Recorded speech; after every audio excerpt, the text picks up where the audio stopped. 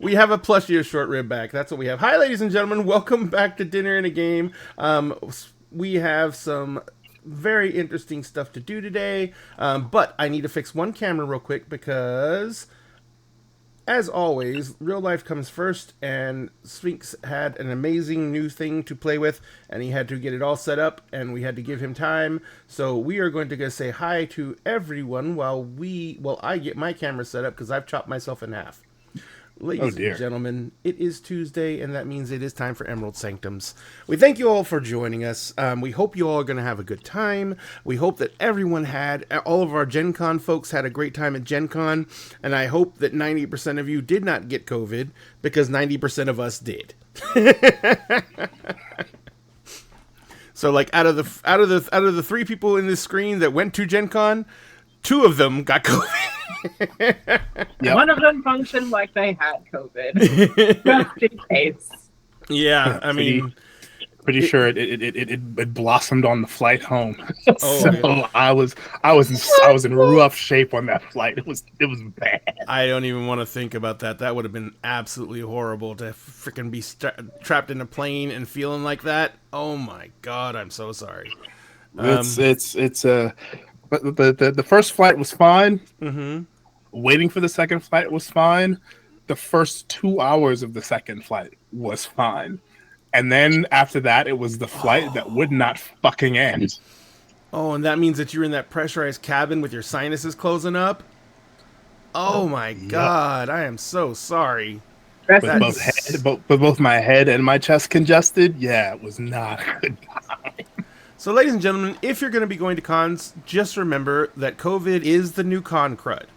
So you're going to have to be, and I love everyone to death, but you're going to have to be fucking careful. And we always say it at the end of the show, take care of yourself, be careful, wear a mask when you can, do what you can do to social distance. And that's because of stuff like this. I mean, we were all like, we were like happy to see each other. We weren't wearing masks. We were so just like up and everything like that, and we gave everyone hugs, and yeah, that's what happened. We're going back to fist bumps from now on. We're going back to bubbles. Everyone gets a bubble. Everyone gets a bubble. I'm pretty sure that these like liquid IV things helped save a lot of us. It was not the symptoms were not as bad as they could have been because of that. Yeah, absolutely. And if you can go get boosted before you go, do so, because every little bit will help. And you don't want to. Oh shit, that's loud.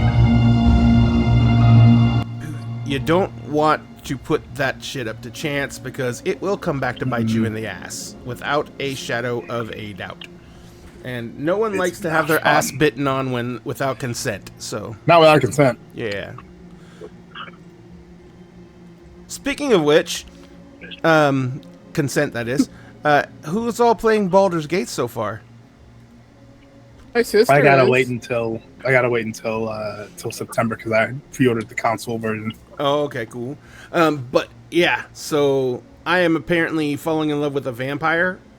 Oh, and a he wizard. Didn't reject you? Oh no! Nice. Oh no! He rejected like 100,000 people the first weekend. Nah, well, did 100,000 people let him suck on their neck?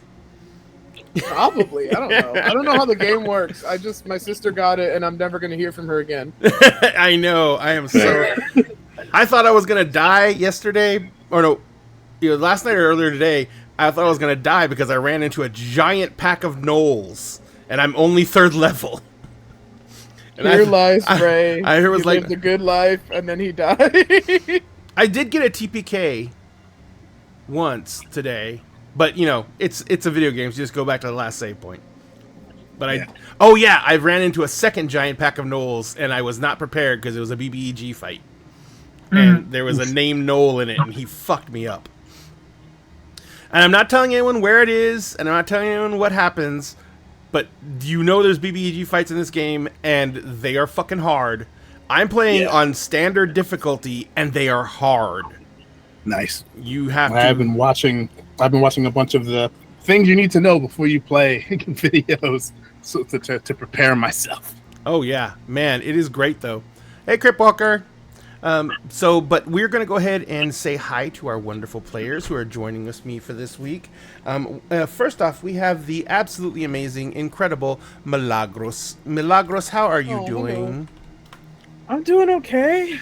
I did not move. The moving date has been more firmly established. It's looking more like October 1st. Because my aunt and uncle do need to, buy their house first, and that is a process. In today's market, it's a huge process. Yeah, we did look up the house on Zillow. It's very nice. Cool. They're both doctors, and they've been saving for a while. They've been in a rent-controlled apartment for 10 years. So, that's freaking nice. Yeah. That's So dope. they're gonna do real good. Anna and I we just want something where we won't have rats. So we're very excited. You haven't made friends with the rats and named them all yet? No, Why not? because they steal from my dog, my favorite rat, my favoriteest rat in the world. Yeah, so I'm doing pretty okay. Coming up on 2 months at my current job, which is nice. I like my coworkers a lot. I got a very nice compliment from the curator of collections. She's an archivist. Because I'm trying to single-handedly make summer office goth a thing. Summer office goth? Summer office goth, specifically. I love it. So I was in this shirt that has like a white collar with like ruffles and rhinestones on it, super cute, and then like little white cuffs, but it's short sleeved because I'm not trying to die. And I had like a little antique necklace right in the middle, and I had like a little dangly crystal. But the thing I got disapproving looks for, because I do commute and I went in person today, is I was in Hoochie Daddy shorts with like suspender straps and like a little panel. I picked them because they have pockets, but the inseam is very, very short, and obviously I present masculine, so I got many a disapproving stare from plenty of people, but the archive curator said that I look very, very nice and that I clearly have a passion for unique style and fashion, which was lovely. And I told her that I'm excited for it to get cold, because that's when like the real looks come out. That's when like the waistcoats come out, the ruffled collars, the bishop sleeves. Like she's not even ready for how I'm about to be dressing in the office. Yeah, so that was very nice. And that's the one thing that's kind of cool about goth fashion is they can't hit you for like it being really kind of inappropriate. It's like head to foot covered. You're just like it is the most inappropriate. It is the most appropriate. I like Victorian inspired goth. Oh well, then you're chin to foot covered. No, literally, oh my gosh, I have so much nice stuff. I got a couple of Dickie collars as well, which are going to be a lifesaver for me because I like the look of layers, but I'm very, very heat sensitive and always overheating. And they give the look of having like a buttoned collared shirt underneath something, but you don't actually have it. It's just the collar. Yep. So I have some dresses that I want to pair with those. Very excited. Very excited to have money so I can buy things again. I finally updated my wardrobe to have summer stuff, like sufficient summer stuff. Yeah, I was at Gen Con and was wandering around and I was just like buying shit randomly. I just like, dude, this looks cool, and I bought it. And that is the plan for next year. And I walked out. Turning 21. I walked out of the freaking vendor room, and I was like, no one should have given me fucking adult money. No one should have given me adult money. No one should have given me adult money. I finally started buying scrapbooking supplies again because I do like junk journaling. And oh my god, I bought my first wax seal. It's over for me. It's over. Every letter stamp. Over. It's over. I have the wax seal. I'm collecting different kinds of like wax stamps? colors. I found not just the stamps, but like the little wax beads that you melt and like mix the colors together. And I found this thing that's a ring that you put the wax in, and it makes the shape of like a heart or a circle or like a flower or something. So my desk is getting full. I got washi tapes, I got stickers. Like I'm very excited to be crafting and stuff because it's nice to have a creative hobby that is just for fun. Because like writing, like I gotta be good. But like with that, it's like whatever. Like, Oh, come on. it's just fun. Writing, you should be able to do your writing for fun too. Yeah, I'm trying to get back to that. I have a weird relationship with it now that I've gone to school but also finished school and I'm not doing like a master's right away. Mhm. Because I have a friend finishing her creative writing master's with the same project she did her BFA thesis on. And it's a whole thing. She works at Penguin Random House. She wants to get it published with like an agent and all that stuff. And I used to have myself on like a publishing aspirational kind of timeline, but I've put a pause on that, and so now I'm like, well, there's no deadlines, so like now what do I do? Just finish the manuscript. I don't. Right, wait. I don't have any anxiety driving me, so now I'm not going to do anything. No, literally, like Nano season is coming. It's gonna be this year is my 10th Nano. Last year was 9th. So this year is my 10th Nano, and I'm like, oh shit, oh fuck, it has to be something big. It's gotta be a big, oh shit, like. Yeah, you're supposed to be writing a Kingdoms of Mist novel. Yeah, we gotta talk about that. Oh yeah. Yep. That was a lot. My apologies. That's okay. You're missed my excited. friends a lot. I know. I miss my friends a lot, and it's nice to see everyone again. Diamond, Yes. how are you doing? You amazing creature, you. I am recovering from treating my sickness like COVID. Fairly certain I just had a sinus infection. I thought that's what I had too, and then I went and did the test because if you've been vaxxed, the symptoms are not as bad. So Exactly. yeah, so I thought it was like just a really bad sinus infection, and I went and I was like, I better get tests because we don't know for sure. Got the test, and man, mine took less than 5 minutes to go positive. Same. I was like, oh, yeah, no, I've got COVID. I've got lots of COVID. All the COVID. I've got all the COVIDs. Yeah, because I was mainly testing at home with like the at-home tests that I'd gotten in the last round of free ones that they sent out. And so mine are like, I think mine expire in like November maybe. Yeah. And I know that the old tests don't pick up this new strain that's going around. And I got 2 like negative results. And I felt like death itself. And just like, I'm just going to function like I have COVID because I don't want to risk exposing someone who takes me to get tested. And I don't have the money to drop to order tests and or the patients. Because by the time they get here, I'm going to be in the thick of it and I don't want to leave bed. So I basically did what all people should do. If you're feeling sick and people around you have tested positive, treat your sickness like you have COVID. Just do it. It's the safe thing to do.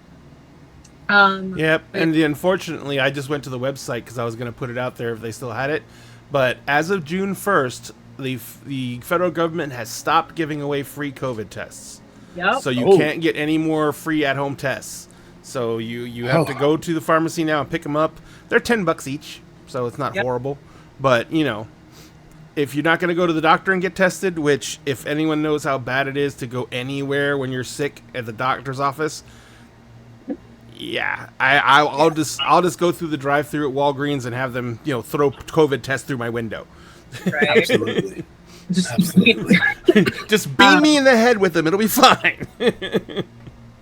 But yeah, so I've just been nursing myself back to health in some kind of way, eating a lot of spicy foods to clear my sinuses, making good friends with my neti pot to clear out my sinuses. I have my salsa and I have my chips right here. So yes, it only helps; it never hurts.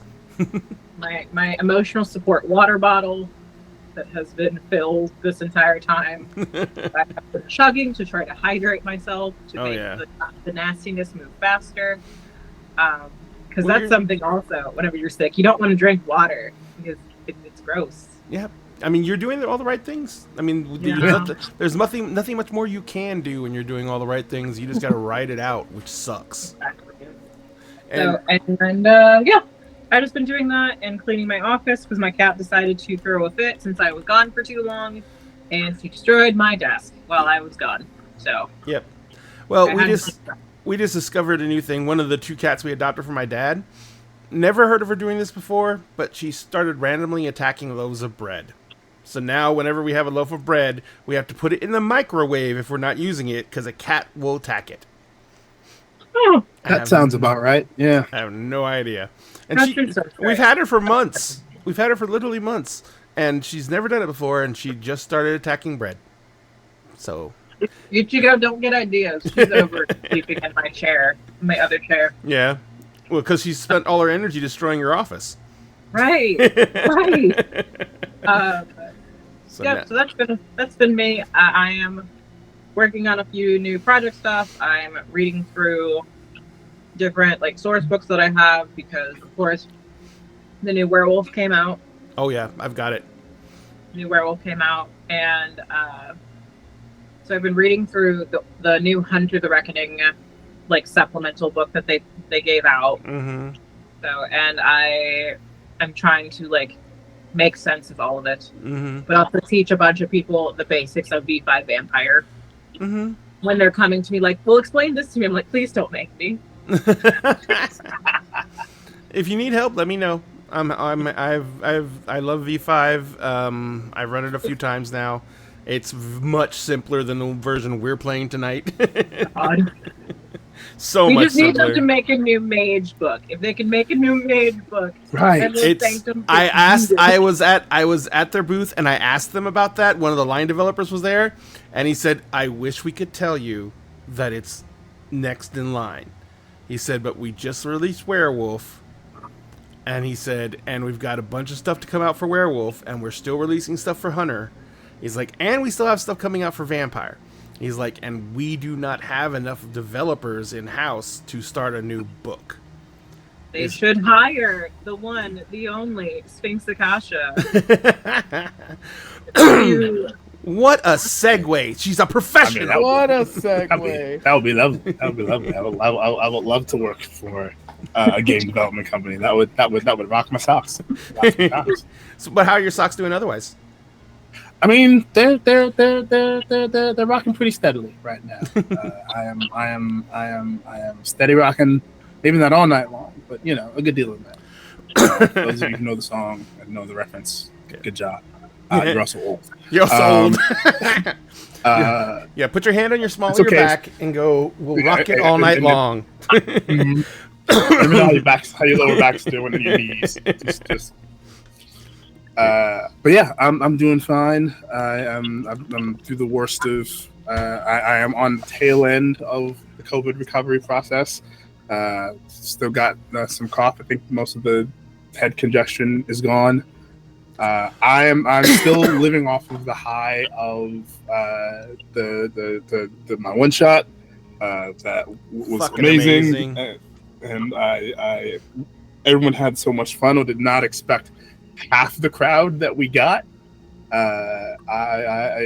We nearly were a full house, and that just blew my mind. Mm-hmm. And that everyone enjoyed themselves as vehemently as they did was just Absolutely. icing on the cake for me. So, Dude, you that's been deserved cool. it. That was a fucking amazing session, and Thank you. it was incredible. And we had a fucking blast. And don't forget, you were also on the panel for the another ADH adventure. And, yeah, earlier that morning. Yeah, yeah, and that was like therapy in a box. And you had the creator Glitter Hearts at your panel. Oh, yeah. Freaking Glitter Hearts, which was the game I ran. Was at the panel. Got him to sign my copy of Glitter Hearts, which was amazing. Took pictures with him. He's a sweetheart, absolute gem. And he enjoyed the show, which was even better. I was so nervous about whether or not he would dig what I was doing. And I mean, we even got to call on him to help with a thing that I had forgotten about, as far as like a damage roll or something like that. And he very heartily answered the question, and it was like, Greg wasn't in everybody. Well done. That's right. So I remember that.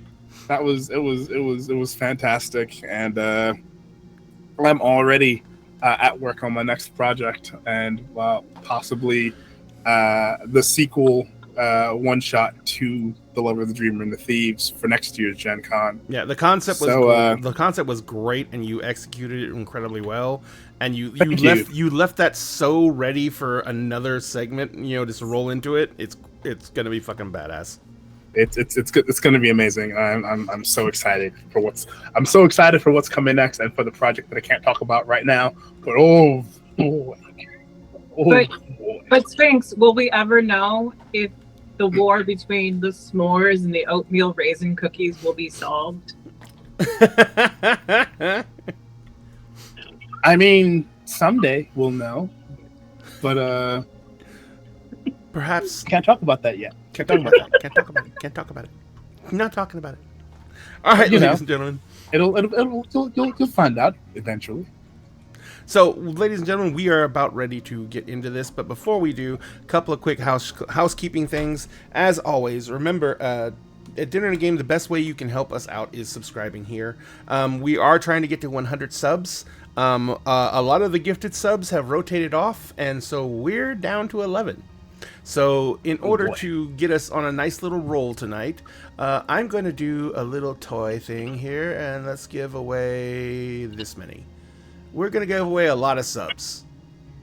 Just to say we're not at 11. And also, if you guys want to gift subs or subscribe yourselves, everything you do only is brought into Dinner and a Game to help us create more production. Sphinx Akasha is going to be brought on as one of our new GMs, and we are going to be doing a lot of new creative stuff on the show. I'm going to start streaming Baldur's Gate 3, but I'm going to actually bring other people on, and we're going to get our full party going, and we're going to run through Baldur's Gate as a party. So that should be fairly interesting, to say the least, trying to get some of us to work together and actually cooperate while playing a video game. Not going to be stressful at all. That's gonna be fun. Oh yeah. Especially with some of the people we're going to get into playing it, so it's going to be great. But all that being said, if you want to support us in any other way, we do have merch. Just remember, you can go to our merch store right now. We have a lot of shirts. You can see them scrolling by in the little window that goes by here. You can see the rolled a natural 1 for pushing the orc off the cliff shirt. That's one of my favorites. The BBEG is choking you to death. Tell me more. That's another favorite.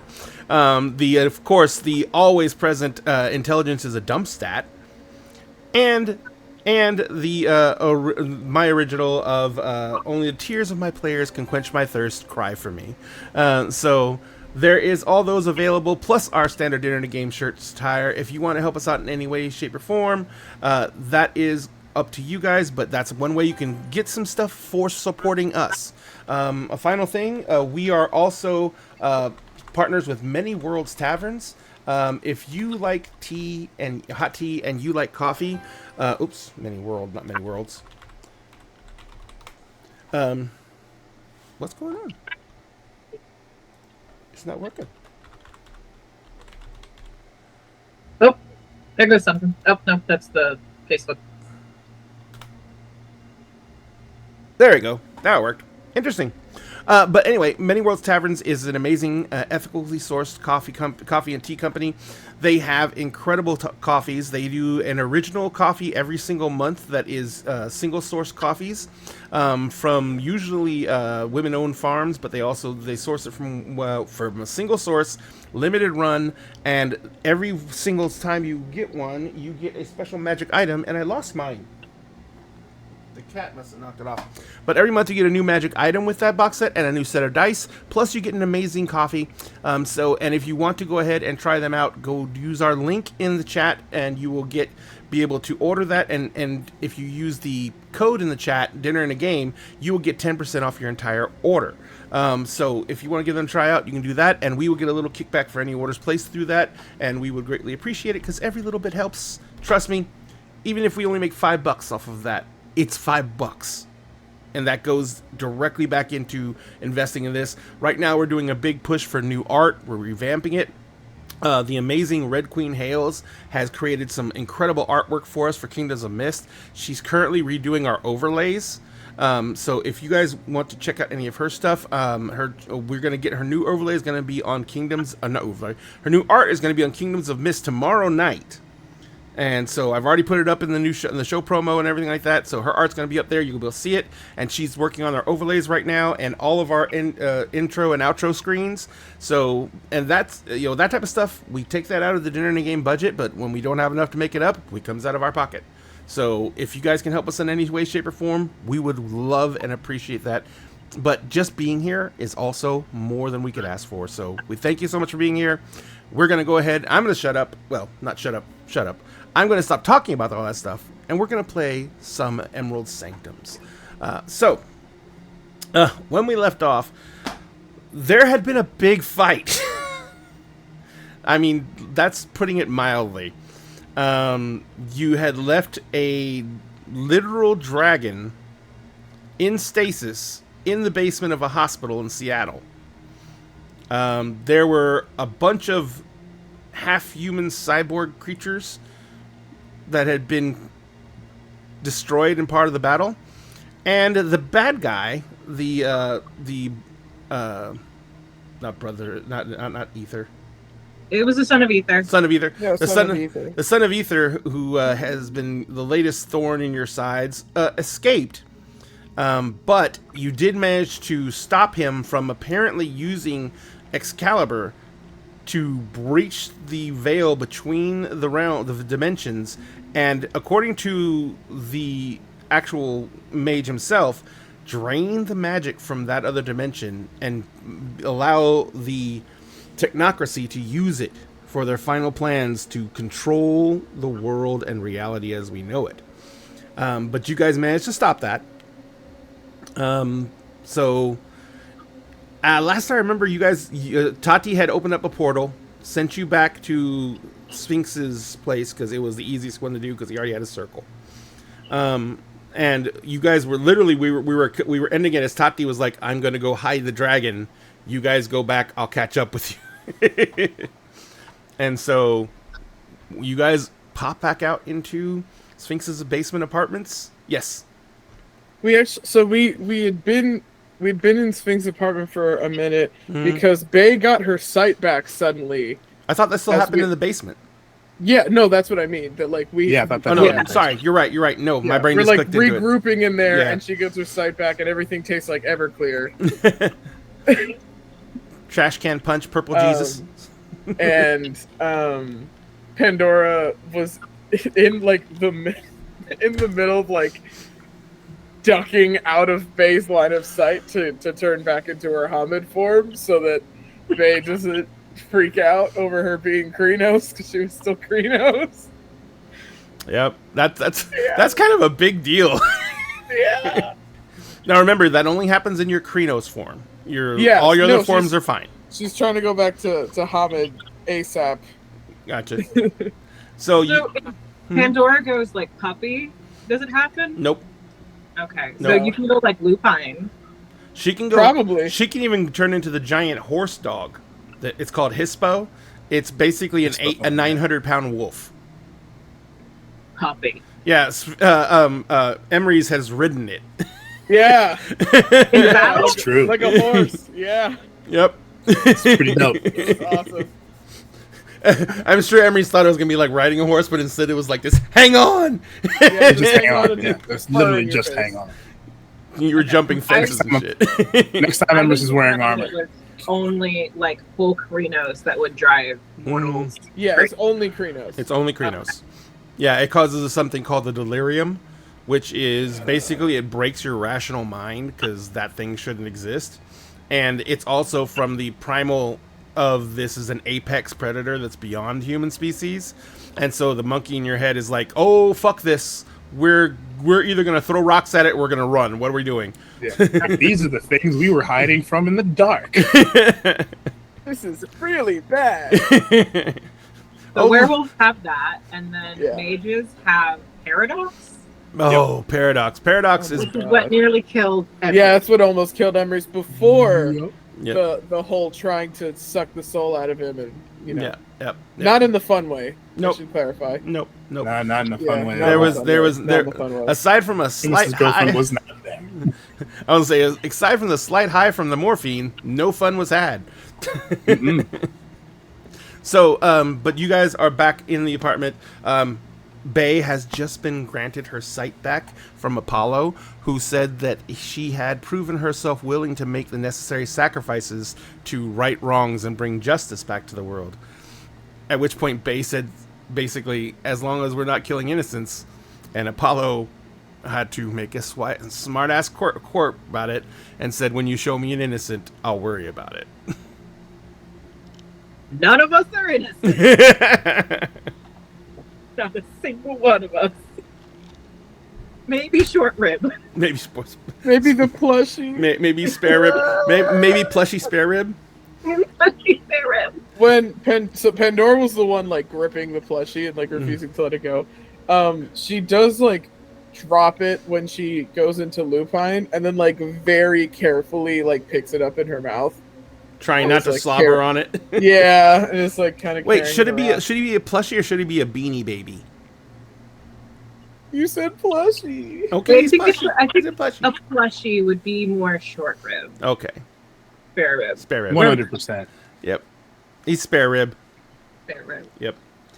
But so yeah, the basement is a whir of people talking. Penny is on the phone. You don't know who she's on the phone with, but she's on the phone and she's talking.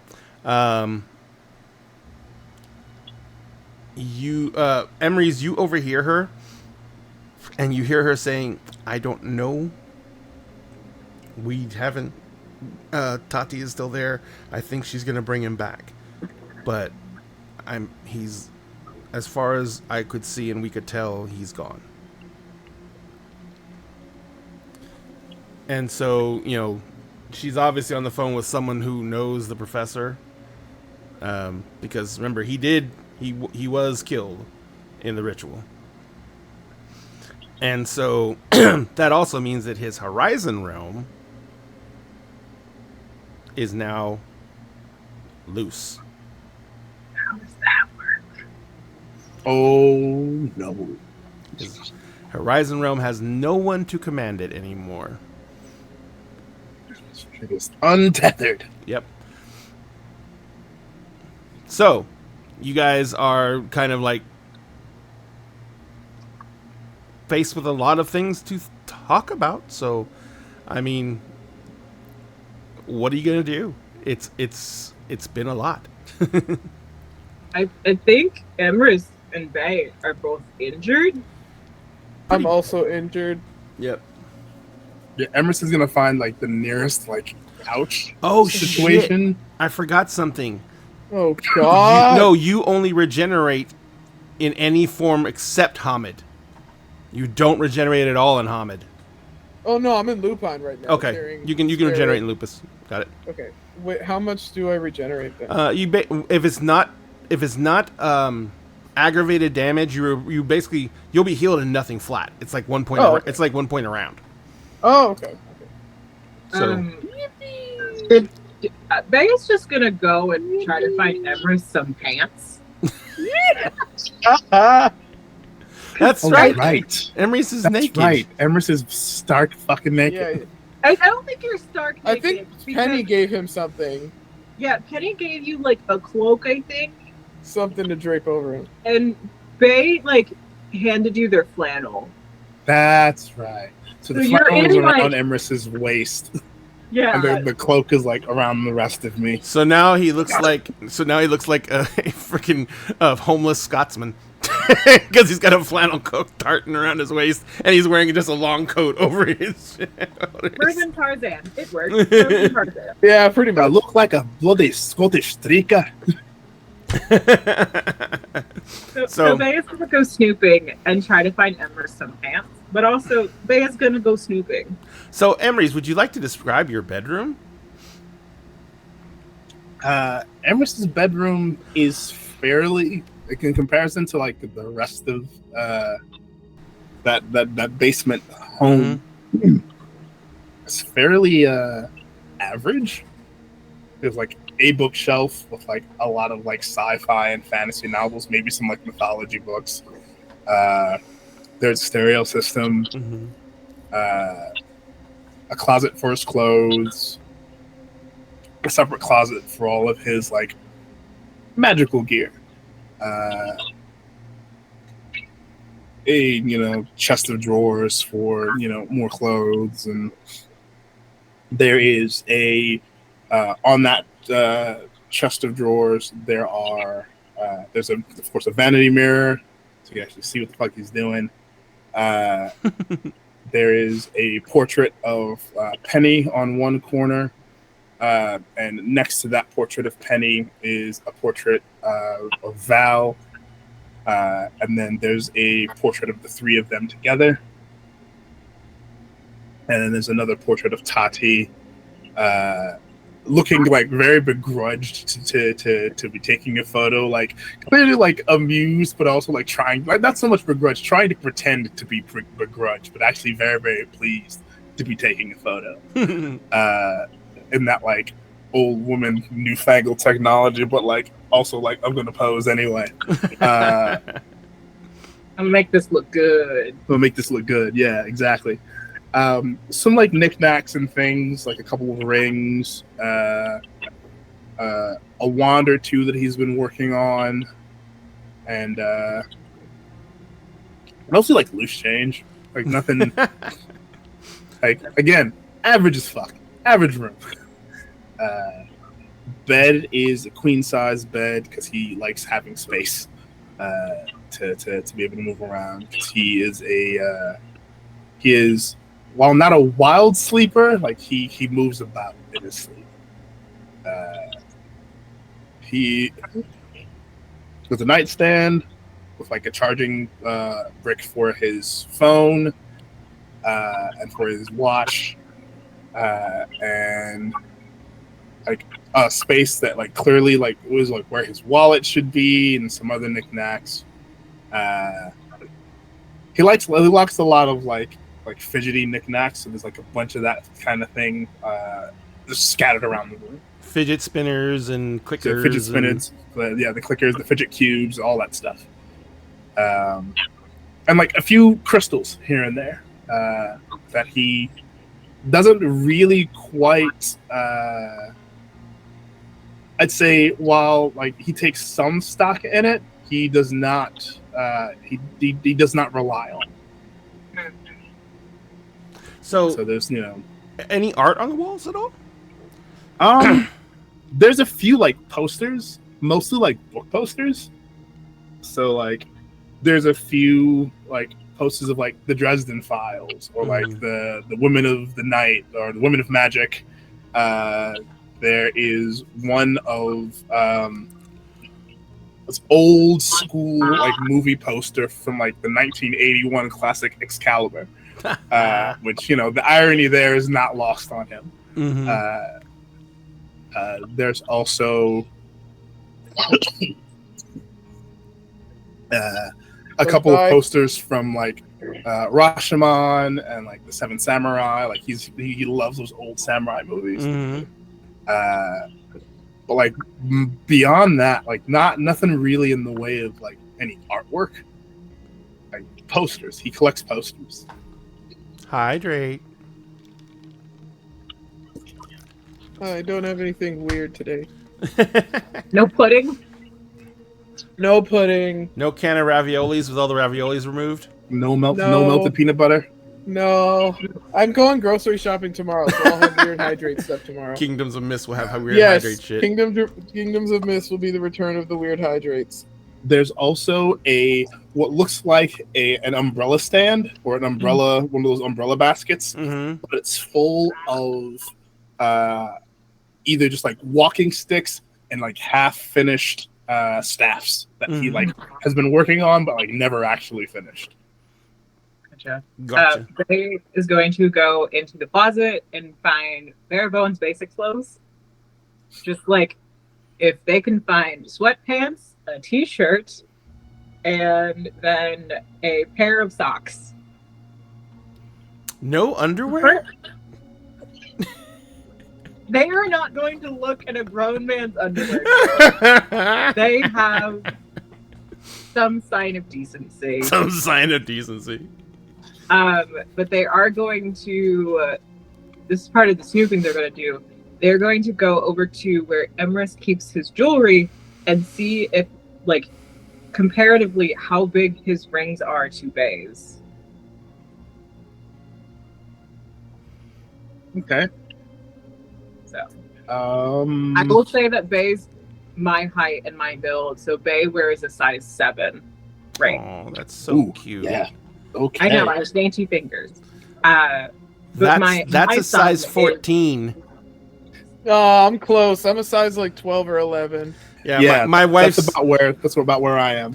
my wife's wedding ring fits inside my ring, and I can go ding ding ding ding ding ding ding. ding.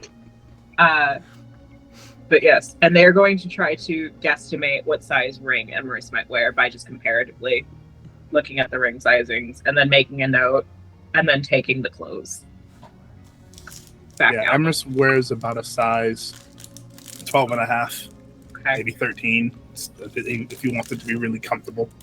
Yes. Oh, and Bay will grab a fidget toy. So Wait, is Bay grabbing it for Emery's, or is Baby just stealing one?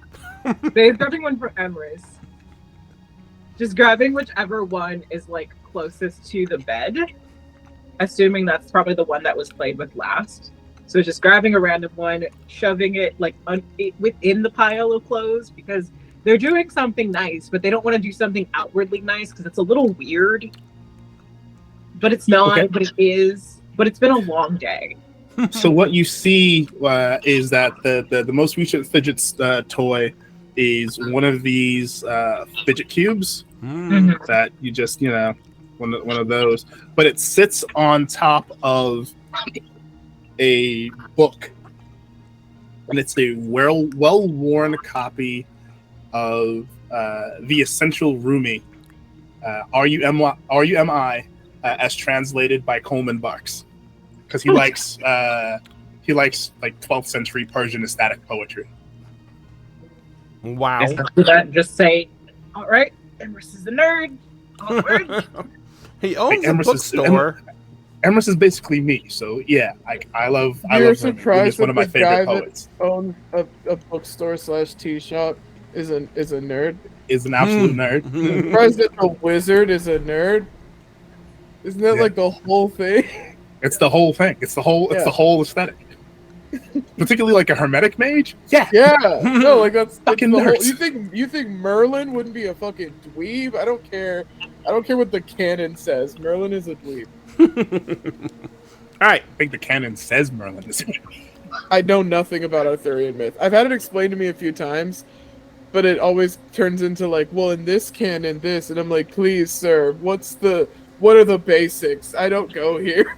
The basics is that Merlin is a wizard, and thus Merlin is a nerd. Who Yes. is the bottom of the round table is my real question. No, literally, and like Paladin. Arthur, I hated asking. I asked someone in our writing server actually, who's like one of their special interests is Arthurian myth, and I was like, "How many knights are there?" And he's like, "I'm so glad you asked. Anywhere from 12 to 300." I was like, "I hate it here. I hate it here." Like, how many of them actually sat at the round table? Yes, Well, like, it how depends many of on them which have story you names and stories, and he's like, "Oh, anywhere from like 12 to 50." I was like, "Oh my Yeah. god." Yeah. I do want to say they found gray sweatpants for Emerus. Val better be visiting. Val. Oh, my other question is Val hot? Oh, Val is absolutely Yes. hot. Okay. Yes. So I based Val off of I can't remember her name. She's a chef, like Padme something or other. Does the lady with the really big forehead? Does she have a big forehead? I guess, maybe. No, this lady. You would know exactly what I'm talking about. This lady has a massive forehead. She scares me. I have discovered that I have forehead fear. Oh, damn. Padma Lakshmi, I believe, is her name. That's not her. Padma Lakshmi. Okay. Alright? Val is based on Padma Lakshmi. Okay. I'm looking at Val's Padma hot. Lakshmi. Metopophobia is the fear of foreheads. Oh, I know that wasn't Dear. the question, good but lord! Wow. can you spell her name, please? PADMALAKSHMI. Okay.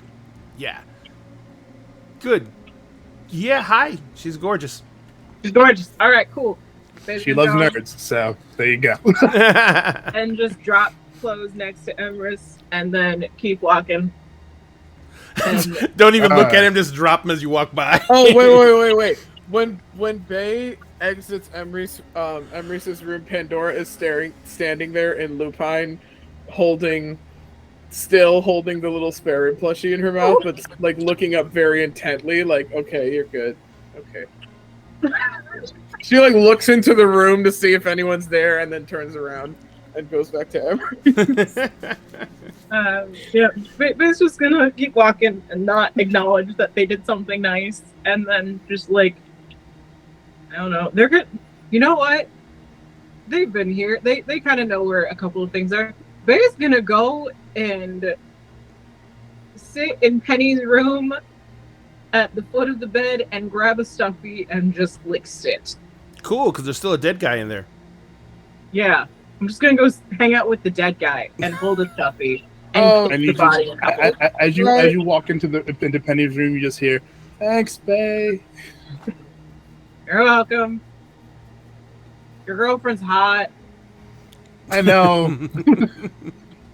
It's both awesome and troubling sometimes. So, what are you doing in the room, Does- Bay? Does Bay Okay. try to close the door to the room? No. Okay, good, because Pandora was gonna like smack the door open if she tried to do that. Can I make another passive like investigation on this dead body? I mean, I know Tati and Bay already, but like just like I don't know. I'm more so thinking of like this dude's been like fucked up. Is this something kindred possibly that was done to him, or is this like unfamiliar? One of those weird Zemitzi fucking things. Right. So I don't know if that's a cult or if that's investigation. Well, first make me an investigation roll. Okay. Investigation and Intelligence and investigation, difficulty 8. 1, 2. Because Emerson Jamitsi... is going to slowly get dressed. Yeah, Zemitzi magic is very rare, even in among kindred. So... Even though we've seen it. We've seen it! Oh, I've yeah. seen it. But I don't think Bay was with us when we saw it. No, Bay was not with us at all. when we saw Bay it. was I not with us. don't- Bay never met Chatterbox. No, That's right. no, I she don't never know met if- Chatterbox or Kinsley. How does Zemitzi is the other thing too. Huh? I don't know if Bay's ever met a Zemitzi, Yeah. but Bay knows enough like kindred. Sorry, I'm trying to double check my math. Cool. Well, I got 3 8s, That's a bad. 9, and a 10. There you go. Damn. Jesus Christ. All right, that's a Damn. lot. So, Let's go. as you're looking at him, he's obviously he's dead. But you notice some very weird things. The bone structure in his face, in passing, would definitely pass for whoever he's made to look like. But as you look at him, his cheeks are not exactly settled right. Like, it looks like some of the bone is not as developed as it should be on one side. So, like, when you touch his cheek, it, like, you know, you push in and it's, like, goes way into his face because there's, like, some bone structure missing there. He's got some, on some of the jawline of his face, there is irregularities on the bone structure of his jaws. And it looks like he has some problems, like, with his eyes, because, like, one of the eyes, even though you shot him in the head, one of the eyes is like it was obviously drifting a little bit. Like, maybe there was something wrong with the muscle control in the eye itself. But all in all, he doesn't look like he's natural. Either he gotten the shit beaten out of him, like with major facial reconstruction, or or something along those lines. Like gotten in a severe accident and had to have his face reconstructed.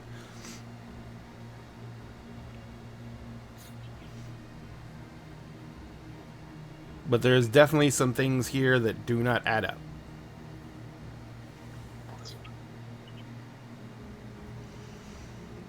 Yeah. Okay. Uh, Going off of that, Babe's just gonna make a couple of notes while still just grabbed a random plushie and it is now their emotional support plushie while they're like poking with a finger at this dead body and then like typing something in their phone, poking it again, typing it in their phone. They look like just that they're somewhere else while they're doing this, and they're just muttering all this information to themselves while they're working. What's up, Pandora? Might I offer this Bigfoot plushie as Oh, Daisy? It's a jelly cat. It's my emotional support plushie, and it's Bigfoot. It's Bigfoot. because I know that Penny has a hoard of plushies from having Togara. Yes. Using someone's credit card. So yeah, the big as you're doing that, Penny comes walking into the room, and she's like, "Oh my god, I forgot he was here." Do you remember him dying? What? I remember blasting him, but I didn't really. I can tell you I wasn't considering first aid. Okay, so you were the one I actually fucking saved then. Not like a doppelpenny. No, that was me. Cool. I no longer feel as bad as I did before. I still feel shitty, but I no longer feel as bad as I did before.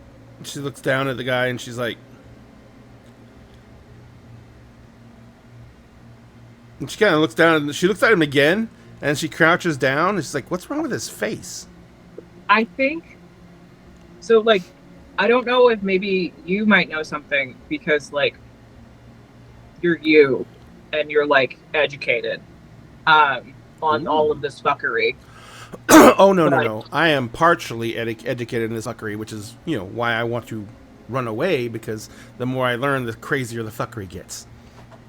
Valid, very smart, proud of you, good for you. Many snaps, but I think whoever this was before they assumed the mind bold like special effects work of a warden, I think they were like severely disfigured somehow before they took on the other dude's face, because Tati recognized the dude that like I killed, that this dude was masquerading as a warden, but like this guy, we came back afterwards and his face literally melted off, and now it's they like pokes and points out, especially like the jawbone and like the drifting eye. And Penny's kind of like, "Oh, okay. Just pretend you're at like a wax museum and it's all melty." So like, do you know anybody with a lazy eye? Yeah.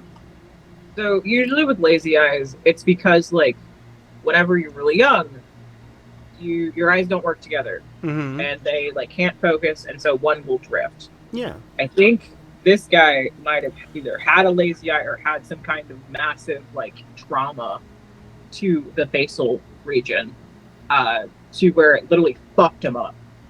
And well, then, I didn't know him personally, but if Tati recognized him when she gets here, she might be able to give us some idea of that. Well, Tati recognized the mask he was wearing, but not whatever this is. So I'm sure Tati can like work her Tati magic. Probably yell at me. I sassed Tati. I might die. I think she's gonna be a little bit too busy to discipline you. I'll take it. I live another day, sadly. But Penny kind of looks at you funny. He's like, "What?" It's millennial humor. You're too young. You don't understand it. I don't understand a lot of things anymore. She says, "All right, Tati can put some answers to those questions." fantastic. I would like. What to are get we him gonna out of do the with bedroom. him? Yeah, no, exactly. There's only one way in or out of this place. I mean, unless we open up a portal, but that's a lot of magic again to use, and we've been throwing magic around like pop rocks. Do y'all have like a room you don't really use? Well, not. It's technically someone's room, but she doesn't.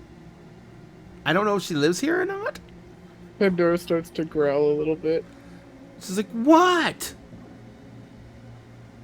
She does one of those like dog like, and like puts her head down. Where else are we supposed to put it?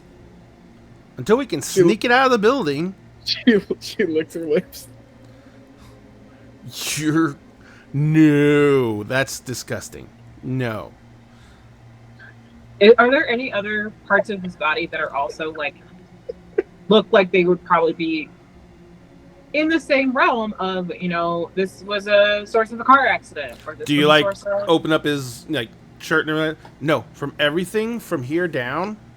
Mm-hmm. In fact, here's the big weird one. From just below his collarbones, the skin tone is different, and he has tattoos that just start out of nowhere. Like they look like they were cut off. Oh. All right, yep, okay, cool. Babe's taking photos of the tattoos and is going to attempt to reverse image search the tattoos that are left. When you reverse image search them, they're Kabbalistic magic tattoos. Okay. He is covered in them.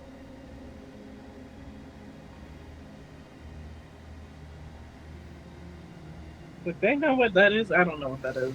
Kabbalistic magic is a form of magic that has to deal with the Kabbalistic tree of life, and it is basically kind of a neutral magic. It can be used for good, it can be used for evil, but because it is more of a natural magic, so it is based around the more organic operation of things. So like, you know, there is a hierarchy on the food chain, and it's part of the process. You know, death and life all integral.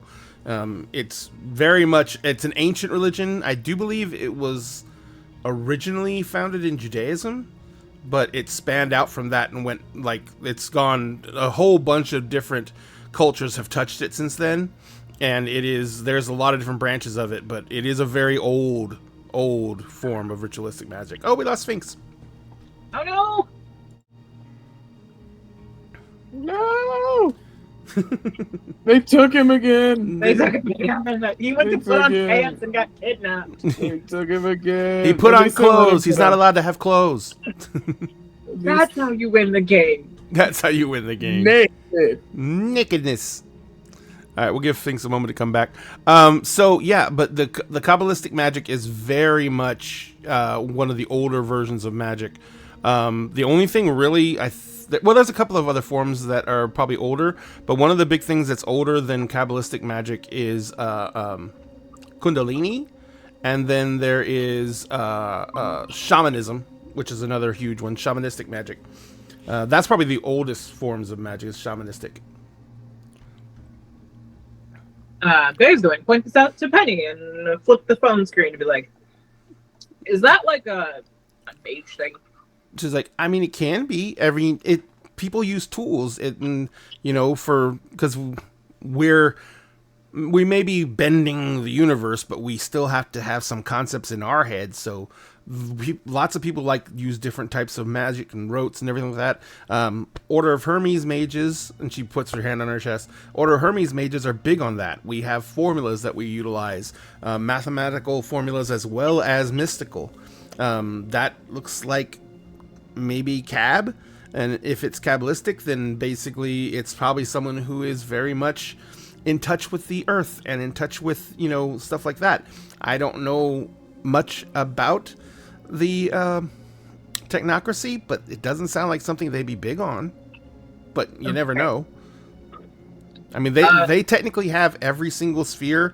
Like, I don't know if you know what the spheres are.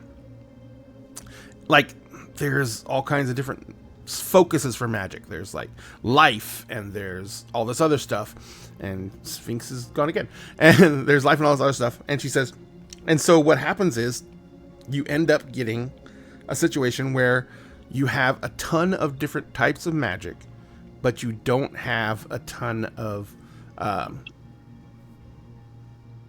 focuses for it. So they created the spheres of magic to give focus for different things. So there's like life and time and entropy and, prime, which is a binding type of magic for everything. And so there's 9 spheres. And because of that, there's 9 traditions, because each different tradition has a sphere they focus on. I'm a hermetic mage, and technically I should be focusing on forces, because that's our primary. I just don't like the concept of throwing fireballs, because it's very vulgar. And that's how you get that stuff that Emery's was talking about, the paradox. That's how you get your teeth kicked in by paradox. So, it's Okay. And I've learned to be very, very scared of paradox. So, Do you think your uncle has pants on now so we can ask him questions? he's like, he's my dad. And Already good. Your mom's hot. Your mom's so hot. oh, I mean, she might want to be my mom someday, but I don't know if they're talking about. Hey, are you guys getting married?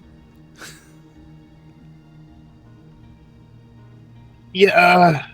Eventually, there's an engagement, but we're still there's a lot happening. She says, Everest, is there a place where we can like autopsy the body? Penny's like, the kitchen counter? I can use your bathtub if No, you're not attached to it. I'll have to bathe in there.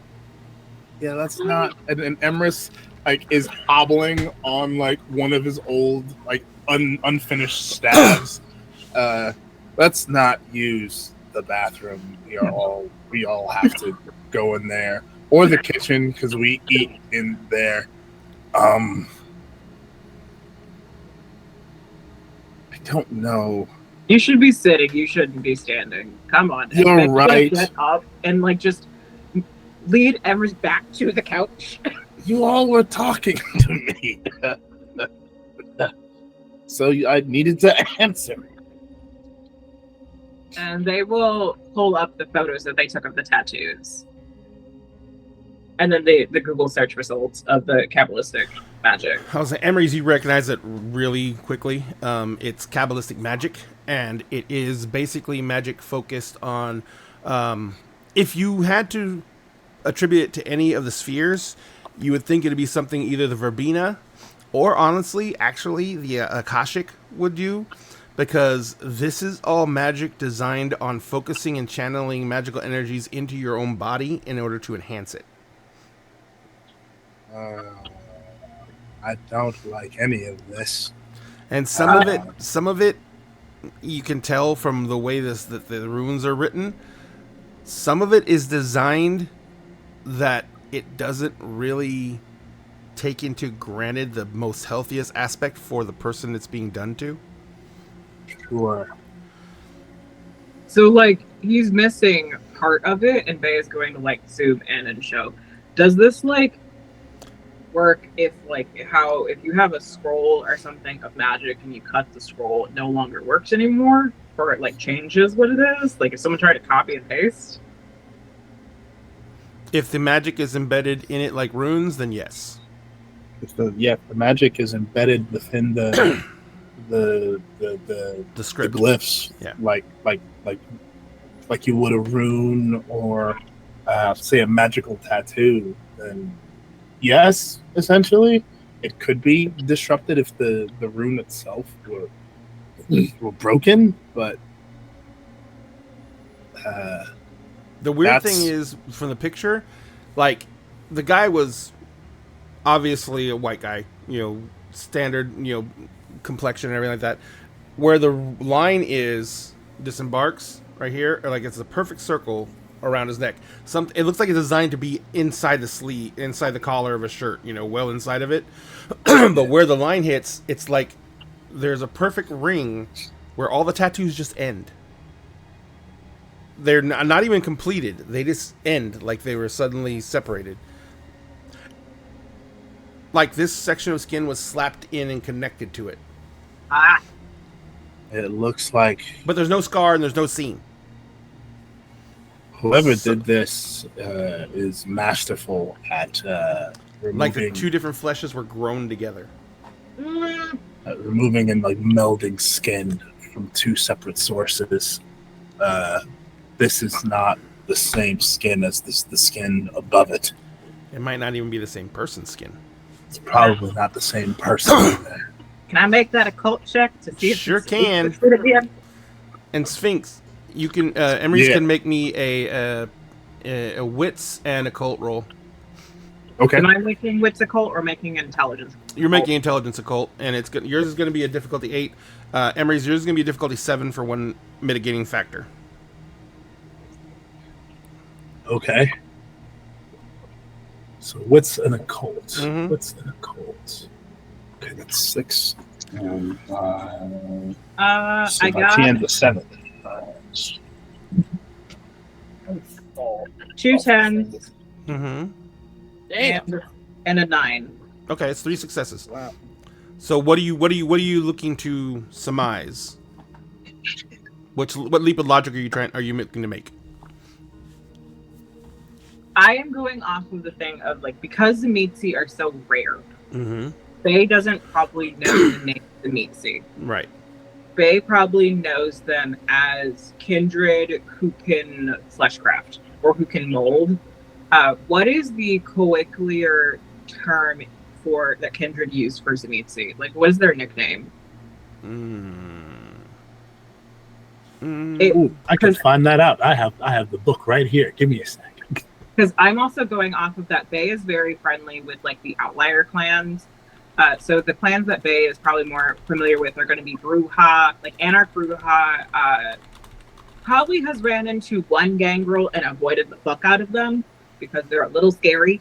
Because they're kind of like mini werewolves.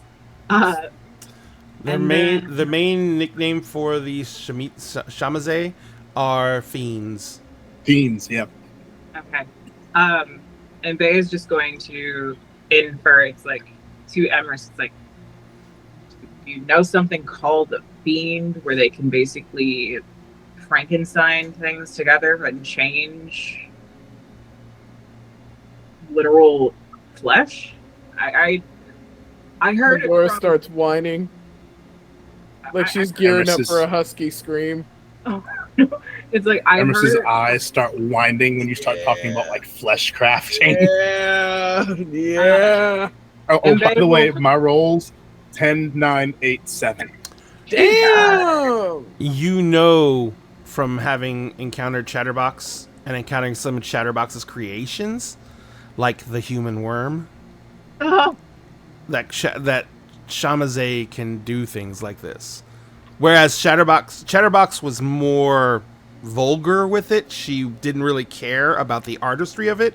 She just wanted to make things that were repulsive and terrifying and also destructive. Whoever did this is much more of an artist. They will tell me a very kind of like I heard from a friend of a friend of a friend.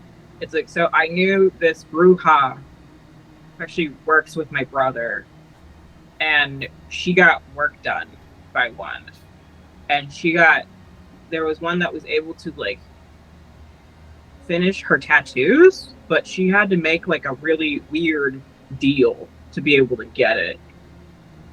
That sounds like a Zenitsu to me. Yeah, husky scream.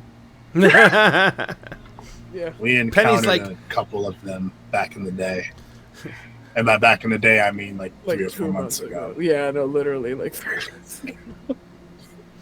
Penny looks at you, Pandora, and she's like, "Shh! No screaming in the house." Well, it was a fairly terrifying experience, Penny. Oh no! I met Chatterbox. I know. I know what the fuck you're talking about. The fuck's I a know. box? Okay, you ever seen this movie called Hellraiser? Yes. You ever seen that one guy on Hellraiser that's called Chatterbox? He just like no eyes, skin stretched all tight, just teeth. Think about that, but in a little schoolgirl dress with a little schoolgirl hair and ponytails and like that. Pigtails and Yeah. And she made yeah. giant horrific monster things that she let loose and they just destroy everything. She like take people Yeah. and slam them together and make things out of them. I hate They that. were initially trying to kill us, but then they weren't. She was working. The It's a long Chatterbox's story. master happens to be my best friend's ex-girlfriend. Yeah. It's a Basically, long story. Pandora. And just be like, your girlfriend's ex-girlfriend? The same. Right. Terrifying. Cool. So we're on the consensus that the not warden dude was then Got work done by Zemitzi, a much nicer Zemitzi than the one we met. Is there like a Silicon Valley of Zemitsu? Well, there's two camps of Zemitzi as far as we understand it. There's the Zemitzi that are very much I'm going to create horrifying things for the sake of creating horrifying things. And they often then there are are horrifying things, apparently. That's petty, Yeah. by the way. And there are those that treat their work as art. This seems very close to the I treat my work as art camp, as opposed to the horrifying creature camp. Okay. Does anyone have what's her name's phone number? Kinsley? Kinsley's phone number? Might still be in my phone, but do we know where my phone is? I don't think we know where any of your Okay. stuff is, but Tati might find it while she's doing what Tati does. Pandora, you probably Yeah. can get it from Ivy, from Vera. Haha. Yeah. I'll say that she has it. I'll say that she has it. Is she gonna give it to you though? Oh no, I mean that Pandora has it. Oh, okay. That you have Kinsley's From when number? she was like, "All right, guys, I'm gonna go off and trek the world." That like they had a little like a bit of a conversation, and I'm gonna say yeah, she has it. Okay. So unfortunately, she has to be a person again. Unfortunately. Does not feel like being a person right now. But she's gonna be a person again, and fish her phone out of her jacket pocket, and I'm gonna say that the battery's like low, but it's not dead. Mm-hmm. And she is like, "Oh, I think I do have her number," which is such a stereotype, but like it's fine. Of you having the phone number of your girlfriend's ex. Yes. Yeah. Is that really a stereotype? All traffics have each other's numbers and Yeah, and like people will be like hanging out with their ex's ex, and they're like all friends or something. Huh. So I'm gonna call her. get married for tax purposes. No, literally. Huh. So you're I'm gonna calling her. Kinsley? Yep. The phone only rings twice. Okay. And you hear a very familiar accent come on the line. This is no. This is Kinsley's phone. Is it the guy? I can't remember his name right now. Is it the guy? Her bodyguard. Yeah. Yeah. I have a feeling. Okay. Hey, it's Pandora. Can either you or Kinsley talk right now? And it says Kinsley is, and you hear a kind of a beat pause. Busy. But And I should call back later, busy, or well, it depends. What do you need help with? Emery's almost died a couple times, and we need help kind of following a trail. A trail for what? Chatterbox. I can't remember the fancy word. Like her tribe. Zemitsi. Zemitsi. Sorry. There's someone we have here. He's dead, but we have someone that might have been worked on by one. You're saying you have a dead vampire? No, I am no A human, person. Probably. Yes, mage, possibly, probably a mage. Do you know how painful it is to have something that done to you? No, it's but painful for us. He got his head replaced.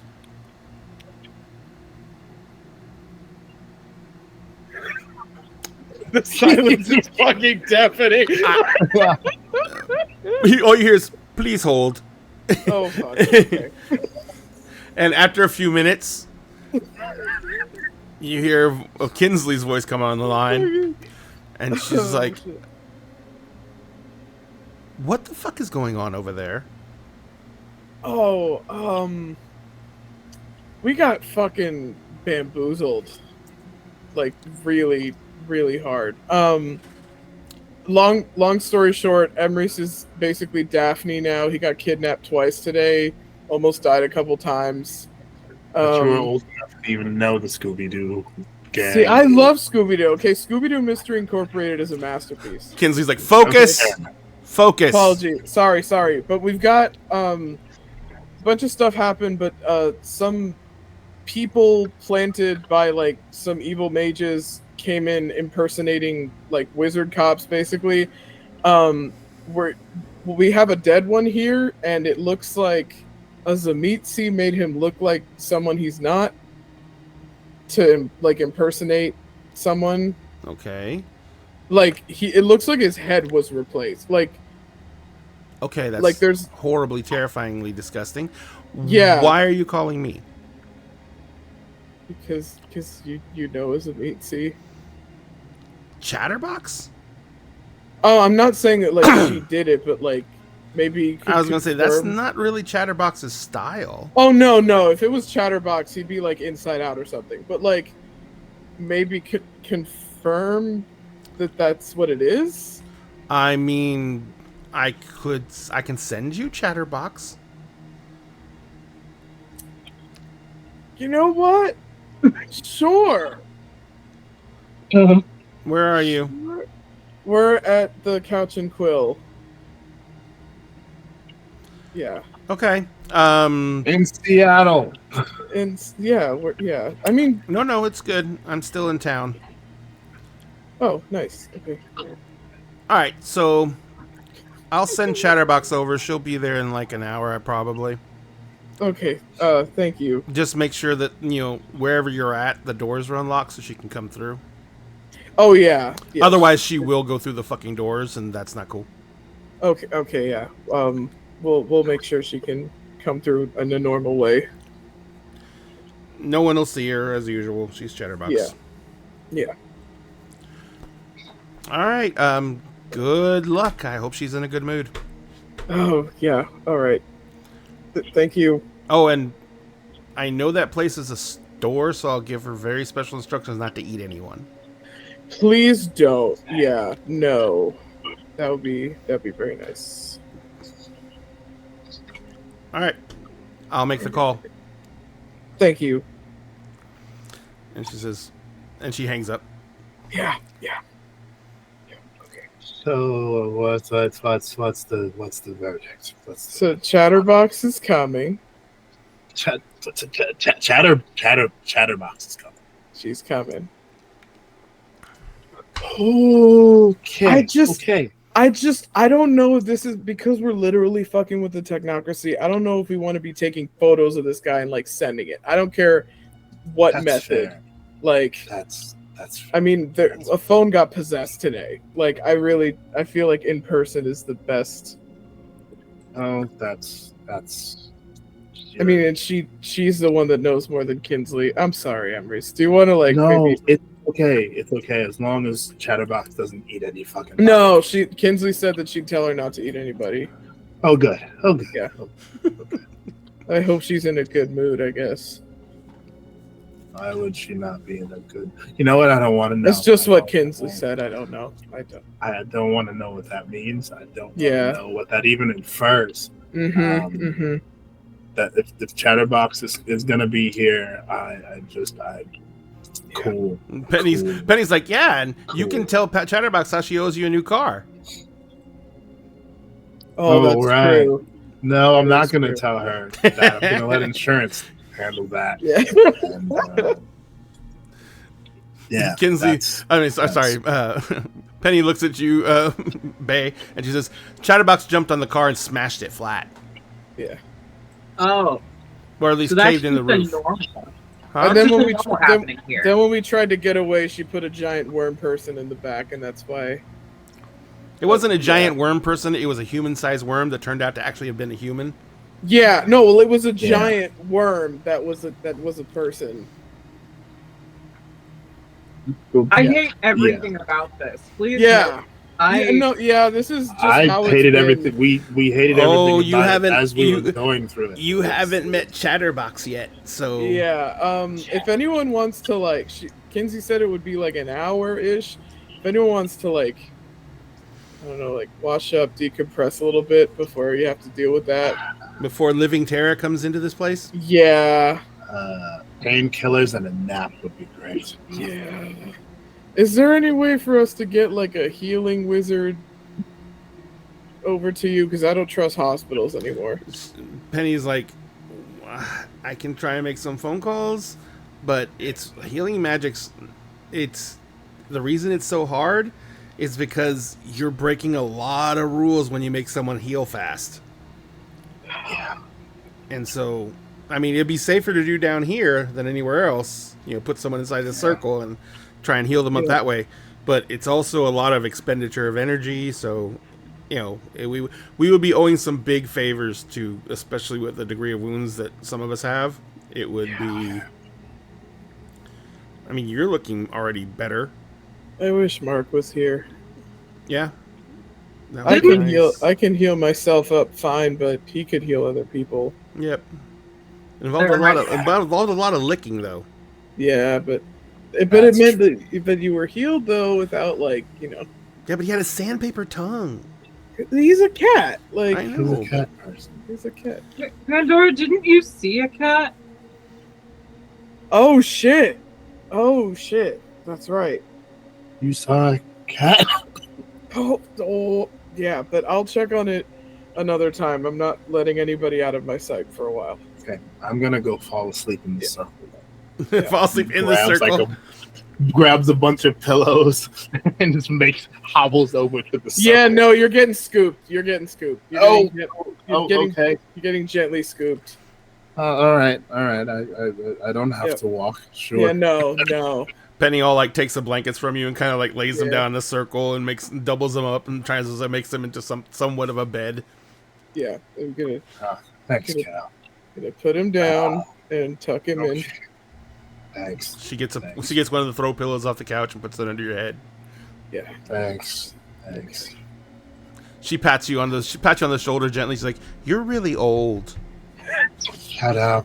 You shut your mouth right now, young lady.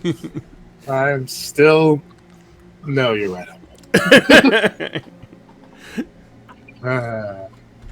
I'm gonna go to sleep.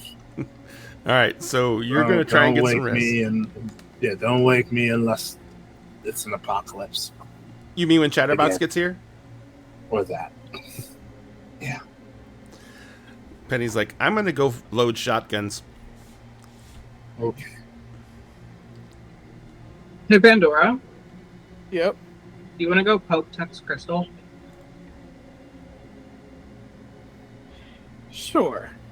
Where'd you put Tux Crystal? We didn't put it anywhere. It was stuck in a wall. It wasn't in the bedroom. moved. Yeah, we never moved it. It's still in that It's building. Yeah. Oh shit! It's in whatever room it was that we found him in. It was actually in an apartment. It was in a That's second-story apartment. Oh, it did move there? No, that's where it was. Remember, it burst through the wall. It was kind of sitting outside the wall of the building. Oh. So that's the one that got stolen. I was under the impression that it was still in Wait. like whatever room that Tati was in with him. Yeah. Oh no, And you're right. that You're right. You're right. That happened. was a different one. Yeah. That was a different one. My apologies. Okay. Because they Yeah, were no, it's fucking. still in whatever Yeah. room would be like Tati's. Yeah. Like or like the guest It's room. technically in Tati's freehold, so not freehold, but her horizon. Horizon Note. Okay. So it's safe wherever it is. Still in Tati's Horizon realm. That's where Tati's bedroom is. All right, and we're not gonna go. I was under the assumption it was in Yeah. the somewhere. Never mind. Yeah, no. Wizard Wizards. shit. Wizard shit. All right, then Bay is going to offer up. Pandora, do you want to go on walkies? Do you want to go on walkies? Here's the thing. It's also she's just kind of got spare rib tucked like this. She does want to go on walkies, but Emrys, if I leave him unsupervised, he'll fucking teleport at this point. So she just has this like, and then like looks down at Emrys. Penny, Penny, where are you? Guns. Penny. Penny, if you come babysit your dad with a gun, then I'll leave. Baby's like, you look over on the couch, and Penny's like sitting on the couch. Her head's all lolled back, and she's asleep. But they could be a danger. I would like to go outside, but then something could happen. I think There's no wards anymore. Anything could just show up.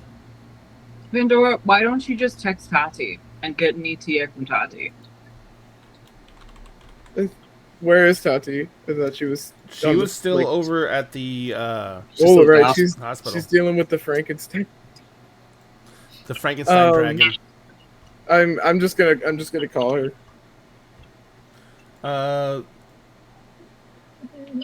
The phone rings 3 times, Oh. and then it picks up, and Tati's like,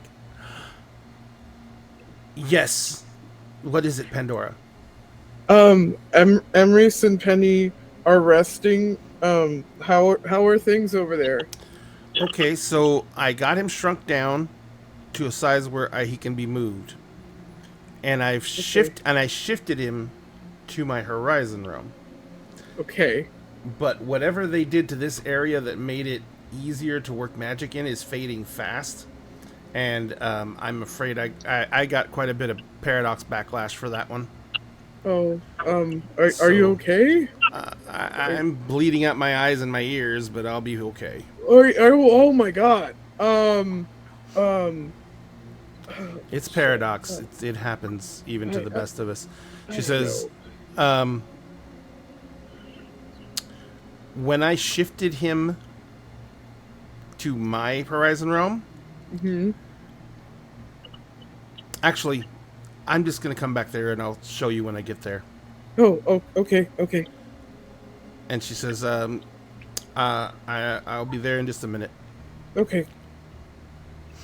So she is sitting there. After a few moments, you see that the circle underneath Emery's glows. He's sleeping. And you see Tati pops up over him. She's like straddled over. She's like, "What is this? Why is he?" No, Tati, I don't want to go to school. The dragons are going to eat me. She just looks down. And you see there's a taller figure behind her. He's wearing a hat pulled down low. So you can barely see his head. He's wearing a long coat with the collar turned up. It's a long, like, long leather. He's wearing long gloves that are, you can see them go up into the arms of the coat. He's wearing like big baggy pants, like they're like sweatpants. And then he's got like some kind of big overshirt on underneath the coat, and he's wearing like boots that are pulled up to his calf, and his pants are tucked down into his boots. And she says, "Don't worry, they're with me." And so Dragons everywhere. Not enough juice. Tati just looks down and puts her finger on Emery's forehead and goes, "Shh." and she's going to try and do a mind effect to put you to sleep, so you can actually get some rest. Aww. Loving.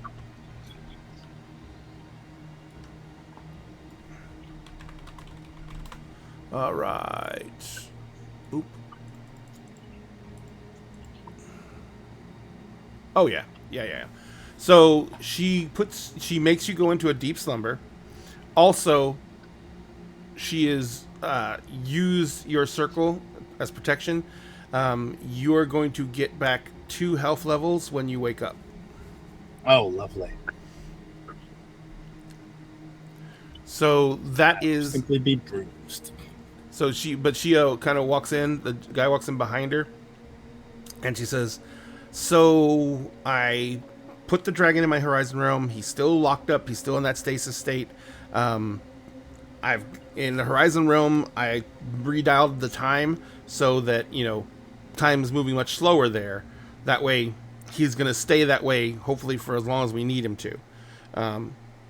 She says, "But when I did that, he came through." And when she says that, you see the guy pulls off one glove, and you see this hand, which is literally radiating light. And he takes off the other glove, and the hand's radiating light. And he takes off the coat, and he takes the hat off, and he's wearing like a ski mask, right, with his eye holes and no mouth hole on it. And he takes the glasses off. He's wearing sunglasses as well. He takes the sunglasses off, and like where his eyes are, light's coming out of the ski mask. He pulls the ski mask off, and you can see his face, even though there's light radiating from it. It's Tuck. I was gonna say, is this like an alien from Cocoon, or? And Tuck like looks at you all, and he says, "I've been pretty before, but I've never been this pretty." Why is Tuck Dr. Manhattan? Oh, okay. Oh, what? What does he have to do with the dragon? She says, "Tuck was in the crystal in my horizon realm." Oh, shit. Oh. Wait, and you did time magic in your Horizon realm. But he was already there when I opened up my horizon realm. He was awake and glowing like a fucking nightlight. Wait, no. There was another one who went missing, so does this mean that all of the Fae who got Chrysalis are waking up? Tuck says, "I have no fucking clue, but I'll tell you one thing right now." He says, "Everything fucking hurts. Just being here, my skin is on fire." Is it that banality thing that Rose Red talked to Emrys about? He's like, "That's the only thing I can think of, and I can tell you right now that I can barely work any magic at all. It's like I'm pushing through a massive wall." Tati, can you put Tuck with Rose Red? And she says, like, "I don't know where Rose Red is. If someone can tell me where it is, and then..." Penny They're asleep. when Penny wakes up, I think they had like coordinates to the mountain that Rose Red is like hiding out on. It's like a couple hours away from the city. And Tati says, if it's Rose Red, there's never a problem with magic in anything that's touched by the Fae. Wait. They operate outside of reality almost. Did you find Emrys's stuff? What do you mean stuff? Like, His clothes and stuff?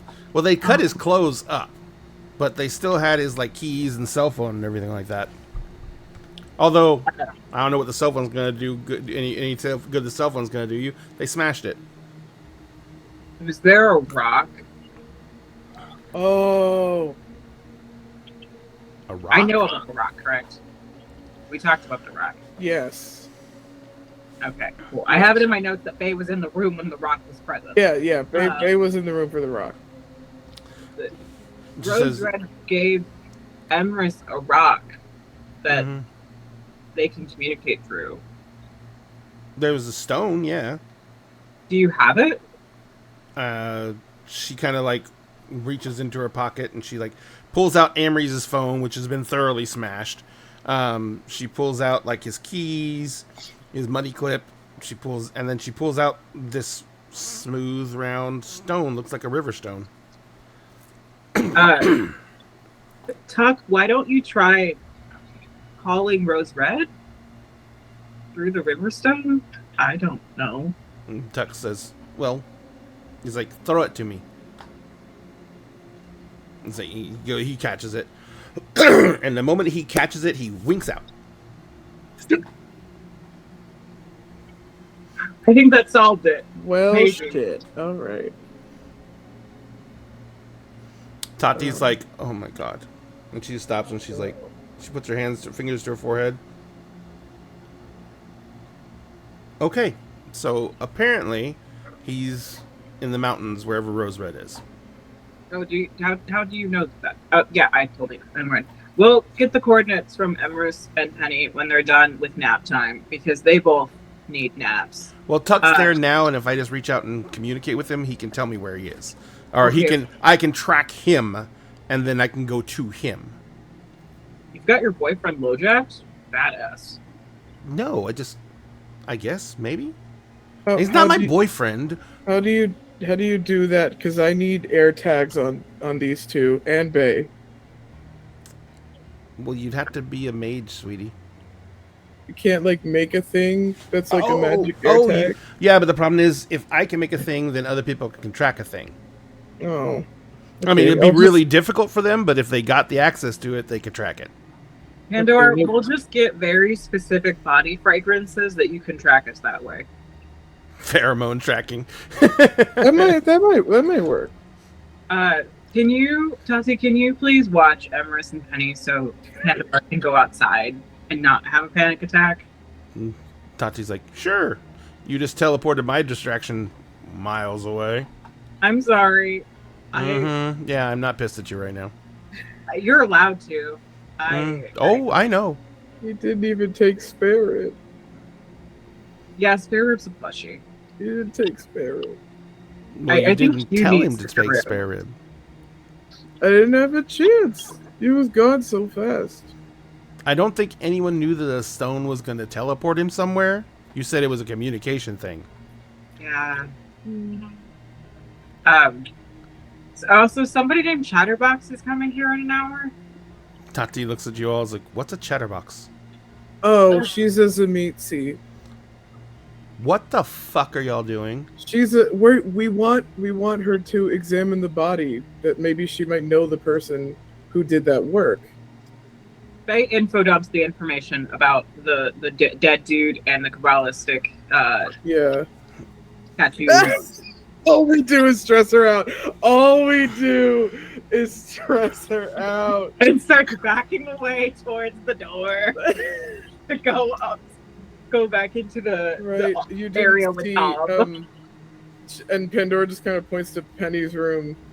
And Tati just turns on her heel and walks into Penny's room. Penny's in the snout goes, no. Tati's gonna steal a plushie too. They're gonna leave the plushie that they were holding with Penny, and then start like sneaking out and tugging Pandora by the sleeve. Okay, Pandora follows, but she keeps like rubbernecking to look back to make sure Emrys and Penny are okay. Emrys is snoring as a Yeah, free no, action. he's not snoring the fuck hard. out. He's gone. He's gone right now. So where are you taking Pandora?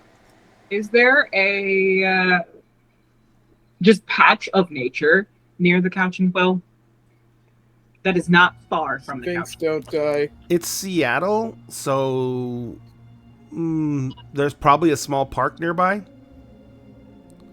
There's always little green spaces that they put around the city. Yeah, in that specific neighborhood, there's a few like small parks. So it's probably a couple of blocks walk. Pandora, do you want to go to the park and just lay in the grass and yell at the sun with me? Yeah. Okay. Pandora does take a look around, like the fence of the Couching Quill, because that's where she saw like the cats, Hmm. to see if they're around. It was one cat, but yeah. No, I thought it was two. No, it was that gray cat. Oh, okay. Yeah, we saw that giant XXL. Make me a house wits and cat. alertness. Whippy. Bay, as we're leaving, Bay is also going to, like, because we were told also that the door needs to be open for Chatterbox, right? Unlocked. Unlocked for Chatterbox. Bay's gonna just drop by the concessions part of things, of the coffee shop, of the tea shop, and just say, it's like, Emerson has someone coming in. If the door just, like, opens on its own, don't worry about it.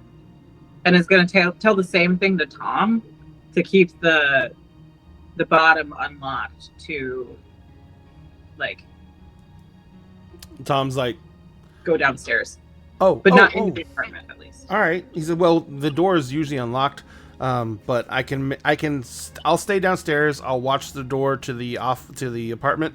I'll leave it unlocked, but I'll watch it and make sure that no one else goes in there. I'm assuming that the door is going to open by itself magically, and I should just ignore that. Possibly. Dude, I don't know how any of this shit works. It's like a ghost. Like it'll just like swing open. Yeah. Great. It can, just reside here with the rest of the fucking ghosts. Hey, Tom, do you have anything that, like, can calm Pandora down? He kind of like he pulls a finger. He's like, pulls it up. He's like, Valium or Xanax. Natural, something natural. I don't. He's like, Indica. Looks at Pandora. She's like, I don't know if this will work, but I'll take it. It's like, no smoking in the store. Yeah. Oh no, we're going to the park. We're going to the park. He's like, happy parking. Do we need to wreck your car for you? Huh? No, not now. I mean, if it could be some kind of mysterious catastrophe, the insurance couldn't fight it. But if you just drive it out and wreck it, I'm gonna have to pay the deductible and all that shit. No. I'm just asking for later. You want a new car, right? I don't necessarily want a new car. It'd be nice to have a new car. That car's got some miles on it. That's all. Gotcha. Cool. And we're going to the park. Bay also has all their technological shit with them. All right. I got a single 9 on my wits and alertness. Okay. So the only thing you really see is you catch a brief flash of the green of a cat's eyes reflecting light from the bushes, but it's just like one brief flash and then it's gone.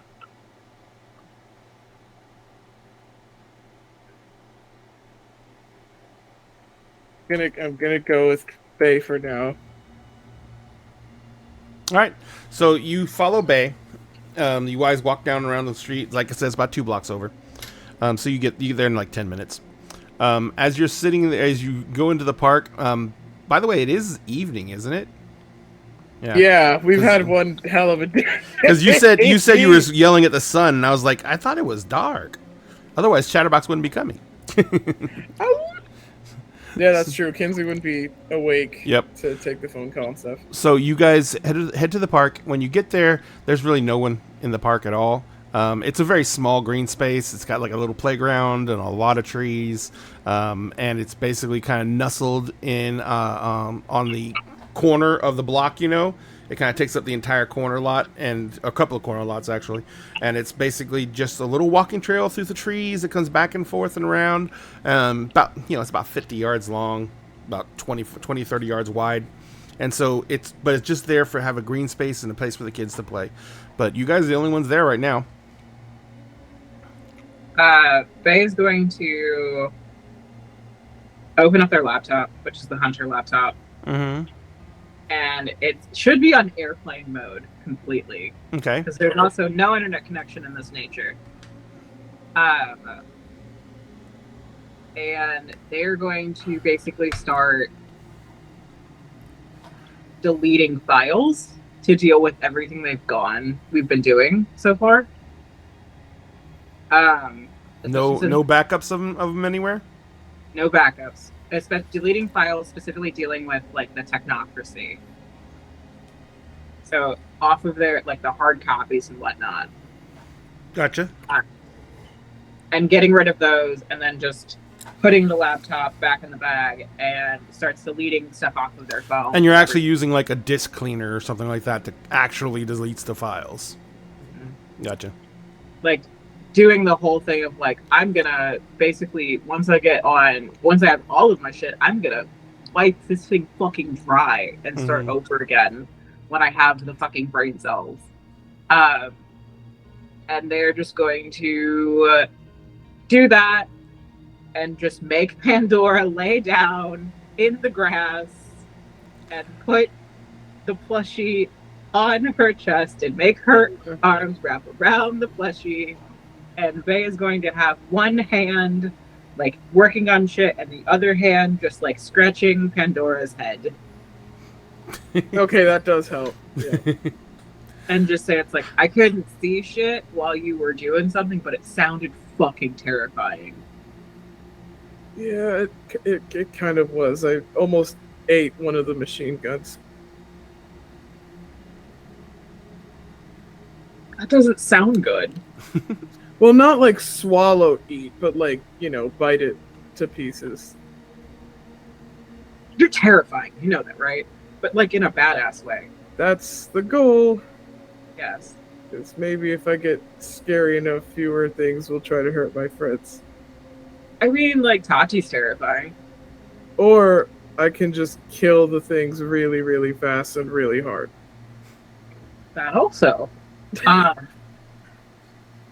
So, I might be in, like, a lot of trouble with the hunters. Why? Because I didn't go check on the dragon sighting and instead ditched it to come follow the lead for Emrys. I mean, can you use that you almost died and you were blind as like an excuse? Not as a hunter. Oh. That's not an excuse for hunters. Unless you're dead, they, it's kind of hunters above all, for some reason. I'm the weird one. Yeah, I feel that. I make friends with the things that go bump in the night, and I fuck up other hunters' days, just for the hell of it. Yeah, I mean, we're supposed to basically be allergic to vampires, but you'll understand when you meet her. Probably. I would say that we probably stay here for like a good... How long did it take us to walk here? 10 minutes. I say we stay here for like a good 30. Okay. Mm-hmm. Then start walking back. I just wanted you to like be one with nature. I read somewhere that's a thing that helps. Yeah. Do you need to yell at the moon? No, not particularly. Not right now. I'm assuming it's not close to a full moon. I don't know. We don't really track lunar cycles. No, it's actually not close to the full moon in this one. Okay, that's what I thought. Because remember, it was a full moon a few episodes ago. Mm-hmm. So, because you were Aruning. I will have to. I'm gonna have to track the moon to get my next thing, because there's one more scary thing I think I need. Do you need to like check in with the people who were at that big fight? Yes. Yeah. Okay. Whichever one did the shit with my computer was sounded like a badass. Like that was hot. Yeah. I think it's a amazing adaptation that there's a tribe able to do that. The spiders are kind of creepy, but I mean, spiders aren't that bad. It's better than cockroaches. I Spiders at least are helpful sometimes. do you want me to get you their contact information? No, I feel like me being a human is going to be a hard no for most of your family members. Uh, Most of them. I mean, it's more like humans are like having like a wiener dog or something, you know, like this like little like fragile thing that you got to protect. They're not as much of a no as other non-humans. Those we're supposed to be getting rid of. Can I be a grenade instead of a wiener dog? I mean, you could be like a really pissed off chihuahua. Like, Either way, you're going in the purse. yeah. Yeah, either way you're like a, you know, like a fragile little thing to, like, you know, protect and, you know, take care of. All right, fine. We should Yeah, probably, humans aren't nearly as much of a no as, you know, a vampire. we need to like. So I think there's something I want to practice with you. Whenever we're not dealing with as much bullshit, we're gonna be dealing with bullshit for a while. I can feel the mountains.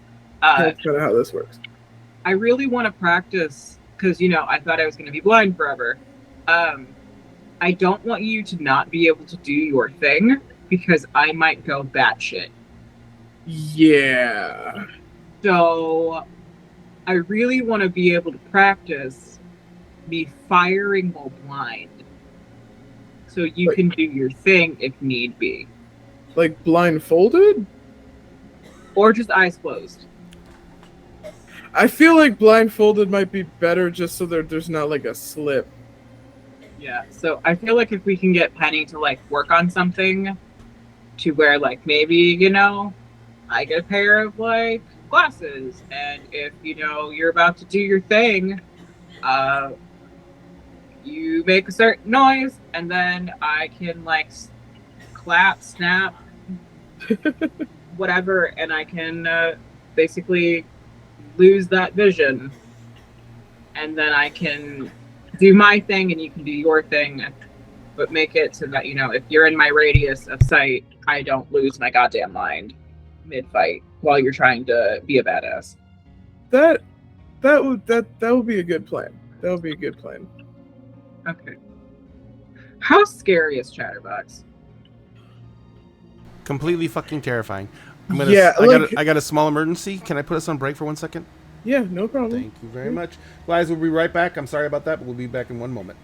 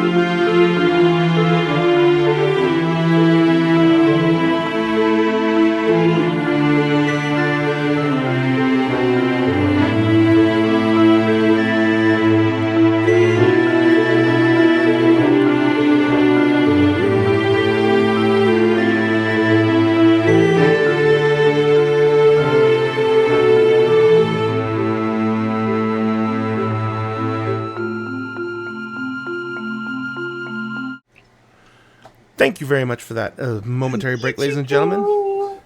Oh, he's sleeping on Mama. Look at you, baby. No. Look at your baby. Oh, no. We were left off with you guys He's so at the floppy. park. I know, he's just a floopity flop.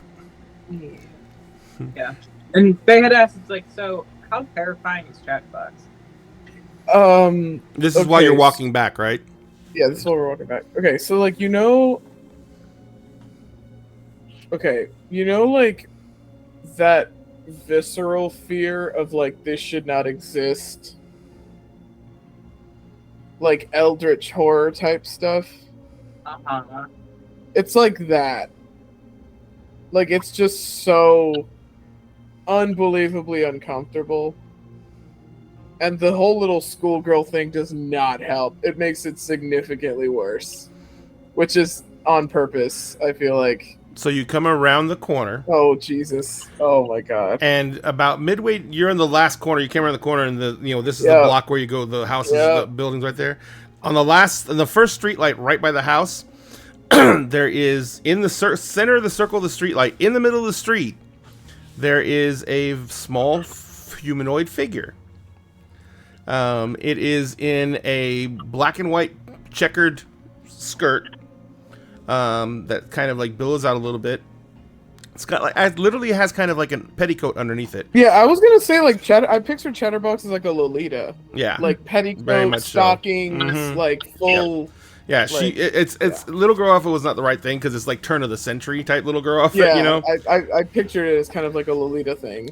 But one thing, Pandora, you notice right away as you get close enough, is instead of having that whole stretched out, skin taut face with the exposed teeth and everything like that, it's a beautiful little girl.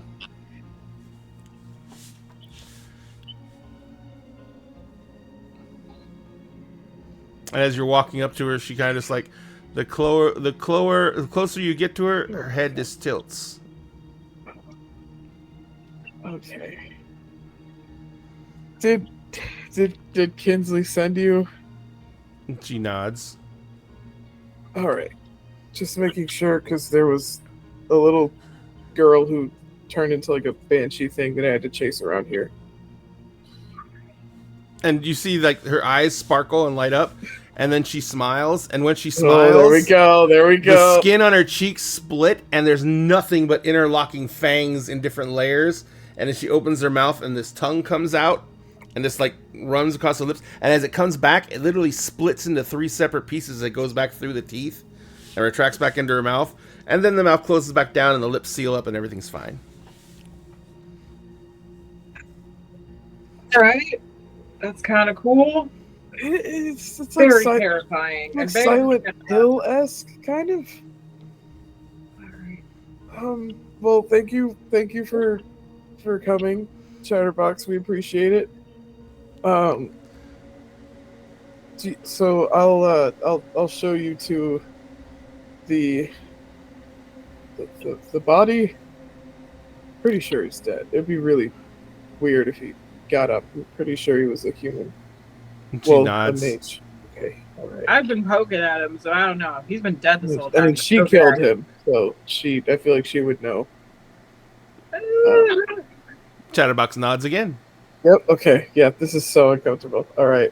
She doesn't say that out loud. That is Milagros' observation. So uncomfortable. Oh my god. Just The Shining. Oh my god. Yep. Pandora is gonna lead her to the couch and quill and hold the door open for her and for Bay. Chatterbox goes in ahead of Bay and walks in the door, and she's like looking around. Her eyes are all big. Oh my god. Oh my god.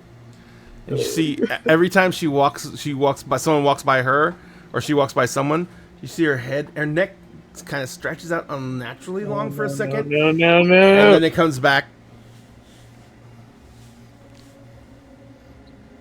I'm just I'm just assuming this is how this functions. Bay is just gonna follow behind Chatterbox, but also taking like just a quick scan of like the people who are in the couch and quill this late. Mm-hmm. The couch and quill closes like at 11 p.m. So is it about the same amount of like patrons as it is No, during? no. Late in the evening. Well, number one, late in the evening. This is when a lot of patrons who only come out at night come out. Yeah, it's time for the So, spookies. but because this has been agreed to be neutral territory from this for so long, there's no hunting allowed here. The only type of any of that can be done, and it can't be done here, but be agreed to, is consensualized stuff. And then they still have to go somewhere else, but they can meet willing donors here. I was So, just thinking about the potential of like be a really weird place to have like speed dating. Does not vocalize that. Just as thinking that as If she had there's a bookstore in Boston, Try to Booksellers and Cafe. They're open till midnight and they're a diner bookstore. They have like speed dating books where you give them like an index card of like a couple tropes or like something you're looking for, and they give you a book wrapped in like a paper bag with like a little synopsis thing written on it, and then like you just either you can sit down with it, unwrap it and read it and then buy it, or you could just buy it and take it home. So it's like you're dating the book. You're speed dating the book itself. I love that. Yeah, and so you can look at like they set aside like different tables. It's very cramped because they have so much stuff. I love it there. But they have like sections of like, you know, not even by genre, but like what people tend to look for, and they change it up every couple months. They had like a fan fiction popular tropes one that they did that my friends and I went to. But yeah, you give them the index card, they direct you to the section, and you just read all of the like paper bag synopses, and you pick one. Have you got any of you seen Good Omens, the second part yet? I haven't seen it yet. Part 2 yet. I haven't seen it yet. This is not spoilers, Okay. but you know how he owns a bookshop. Yeah. The one of the new characters in the show is working in the bookshop, and they're reorganizing the bookshop. And he was like, "How are you gonna do it? Alphabetically, chronologically, by author?" And he's like, "No, I'm doing it by the first line in the book." I'm obsessed. Oh my god. So he's literally opening up, gosh. reading the first line of the book, and then he decides where he's cataloging it from that. That's crazy. unhinged. Unhinged. So, but yeah. So you guys go in, you lead Chatterbox down. Chatterbox follows Pandora diligently, goes downstairs. She walks in. Your guys are walking, and as you're walking through the living area, you know, Penny's asleep on the couch. And Tati is kind of like standing there, and she sees Chatterbox come in. And she kind of looks at her, and you can see that, you know, at first there's a look of curiosity, and you can see it grows to concern. And she kind of goes and she walks and she stands like in the center of the living room, but between like Hermes, Emery's and Penny. Emery's and Penny, and she's kind of just like crosses her arms across her chest, and she's just like watching. And as she's doing that, you can see that Chatterbox is just like looking at her, and then she like, you know, but she's still walking, but her head's turning on a swivel, and watching her, and it turns all the way around, and stares at her, but her body is still following Pandora.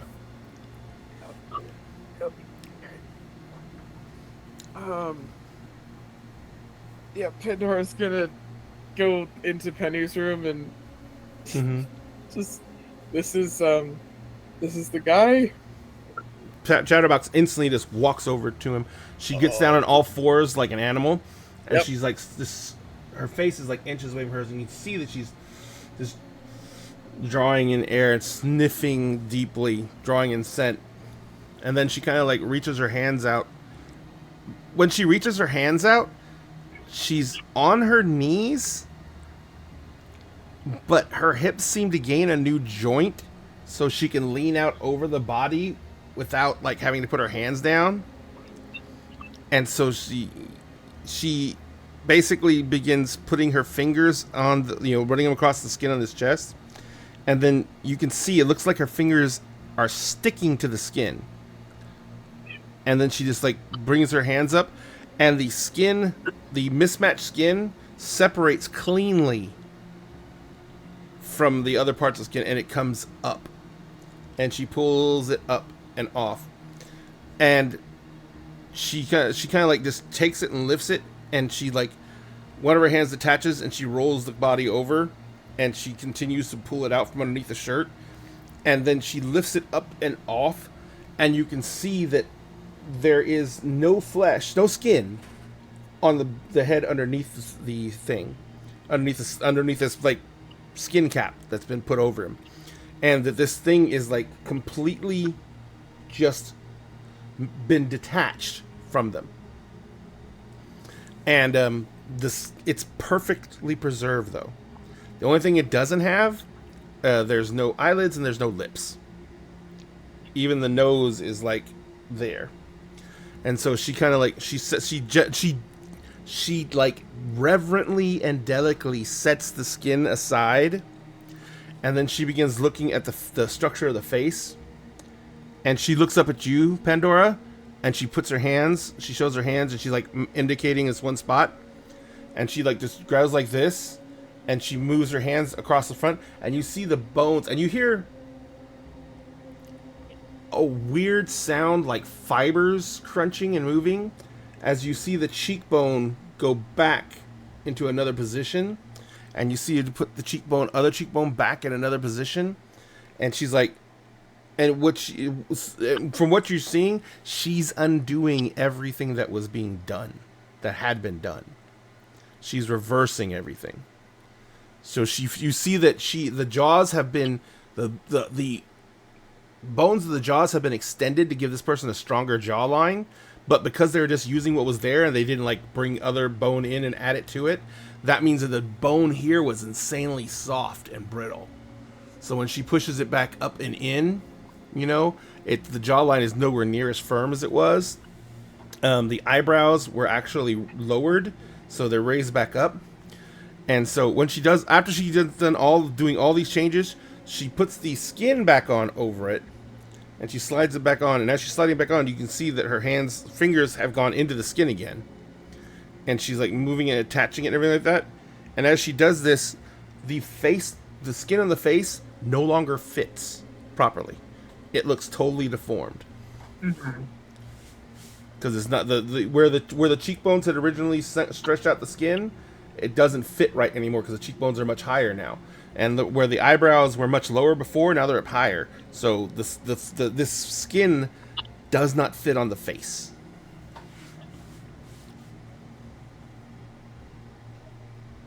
I was just watching this in extreme fascination and horror. But mostly curiosity. I mean, thank you. We didn't even have to ask. I appreciate it. So it was a Zamitsi that did all of that? If you could just undo it? She looks at you and she looks at you and she has a little like purse. Like literally a little Hello Kitty purse on a chains. Oh god! And she pulls out and she opens up the purse, and she pulls out a little pad of Hello Kitty writing pad, and she has a Hello Kitty pencil, and she begins writing. And she tears the paper off, and she hands it to you, and she says, all it says is a master crafter. Oh, so this is how Vera felt. Old, powerful. Okay. Faye's just gonna stick their hand in the bottom of their bag and is just like fishing around for something. They're gonna pull out a keychain. Mm-hmm. And it's a straight up tourism keychain from Florida that probably Sunny got them as a joke. And it's just a little like keychain of Hello Kitty, and it's just gonna offer it to Chatterbox. Chatterbox like reaches out and takes it, and she's looking at it, and she's like just petting it in the palm of her hand. And as she's petting it, I'm so scared. Her shoulders hunch forward, so scared. and her neck elongates, I'm so scared. and her skin goes a grayish color, and she gains out of the tips of her fingers, these bone claws come out, and she's just like petting it, and she looks up at you, and she's smiling with all those teeth, and she like puts the keychain on one of the claws, and she goes, and just like, Kitty. And she like spins it on the end of the keychain, and she takes it off and she drops it in her little purse.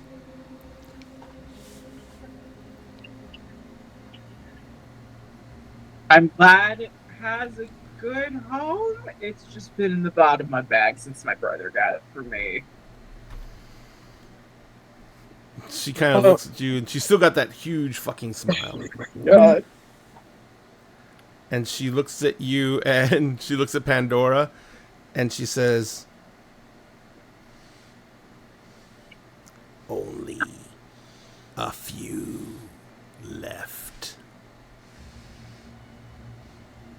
They're old enough to do this. Powerful enough to do this to a mortal and let them live. Okay. That's This good information. This is not a ghoul. This is a mortal. Oh, It Yeah. is. This creature was made to go through more pain than it should have been able to survive. wait. Pandora, Penny said something about how certain circles do healing shit, right? Yeah. Could you... Tati? And you look up and Tati's standing in the doorway. Oh, Oh, fuck. fuck. Sorry. Oh my god. I really like it so spooked by just Tati standing there. You know, Faye is today is more gonna give scared both of us a Tati than fucking. Chatterbox. Today's gonna give both of us a heart attack. I swear to God. Today's Faye episode of is- Sesame Street has been brought to you by the word jump scare. Faye is just more scared of Tati than Chatterbox, period. Yeah. Yeah. 100%. It's like, hey Tati,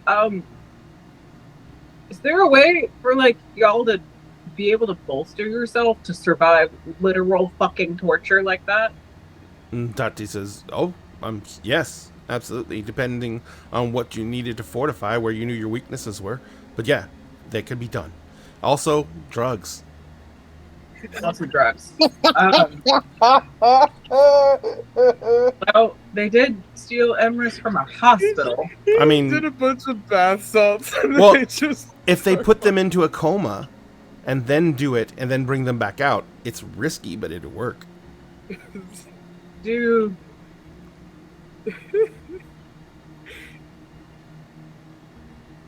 Do y'all like work together? Like, is it not y'all, but like, Ichigo, stop breaking shit, please. Mommy is doing stuff. Mommy needs to give Ichigo attention right the fuck now.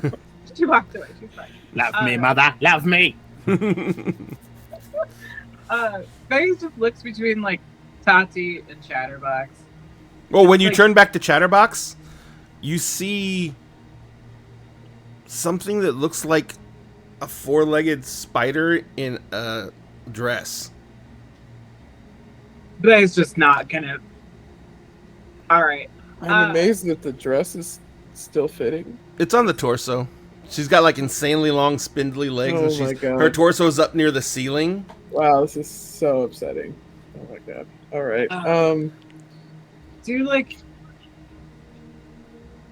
On the end of the Major- long hands, there's just like the fingers are extended out, and it's like so they're resting on the ground on the fingers. Good question. Yeah. So, when Emrys was examining the tattoos and what they were for, did he say what they were for out loud? Because according to what he was able to figure out, that's what they're for. They're for enhancing the body. Yeah. enhancing the body. Did he say? Did he I say think that out Emrys loud? would have said that out loud. Okay.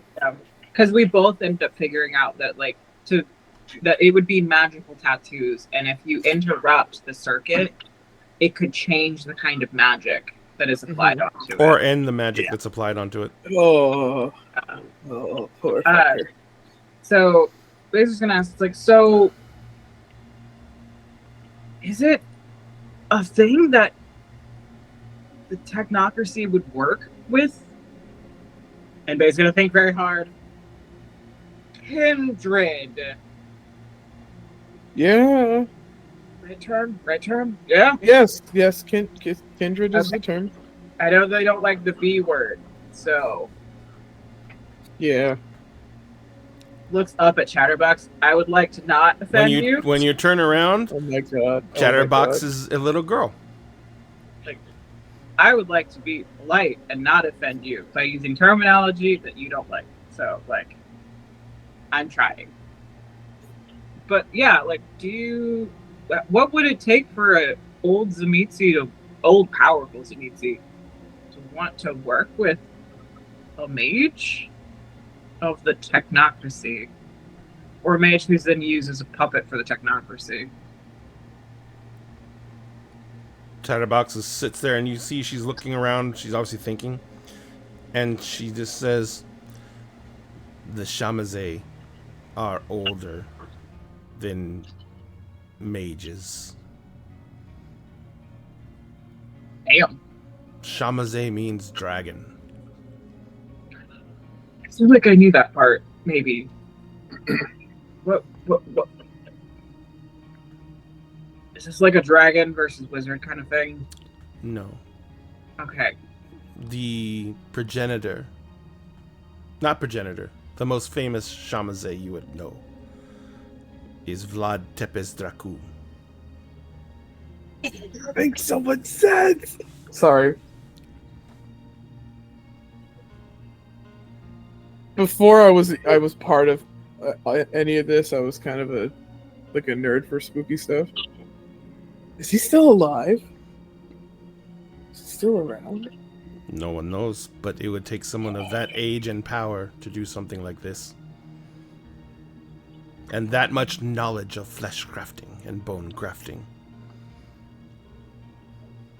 Okay, I know we hate the technocracy, but if they got him to do this, I kind of want his autograph. Is that weird? I'm just saying it's someone of that age. I do not know if it's him. Yeah, but like, just saying, like, I'm not a Belmont, so like,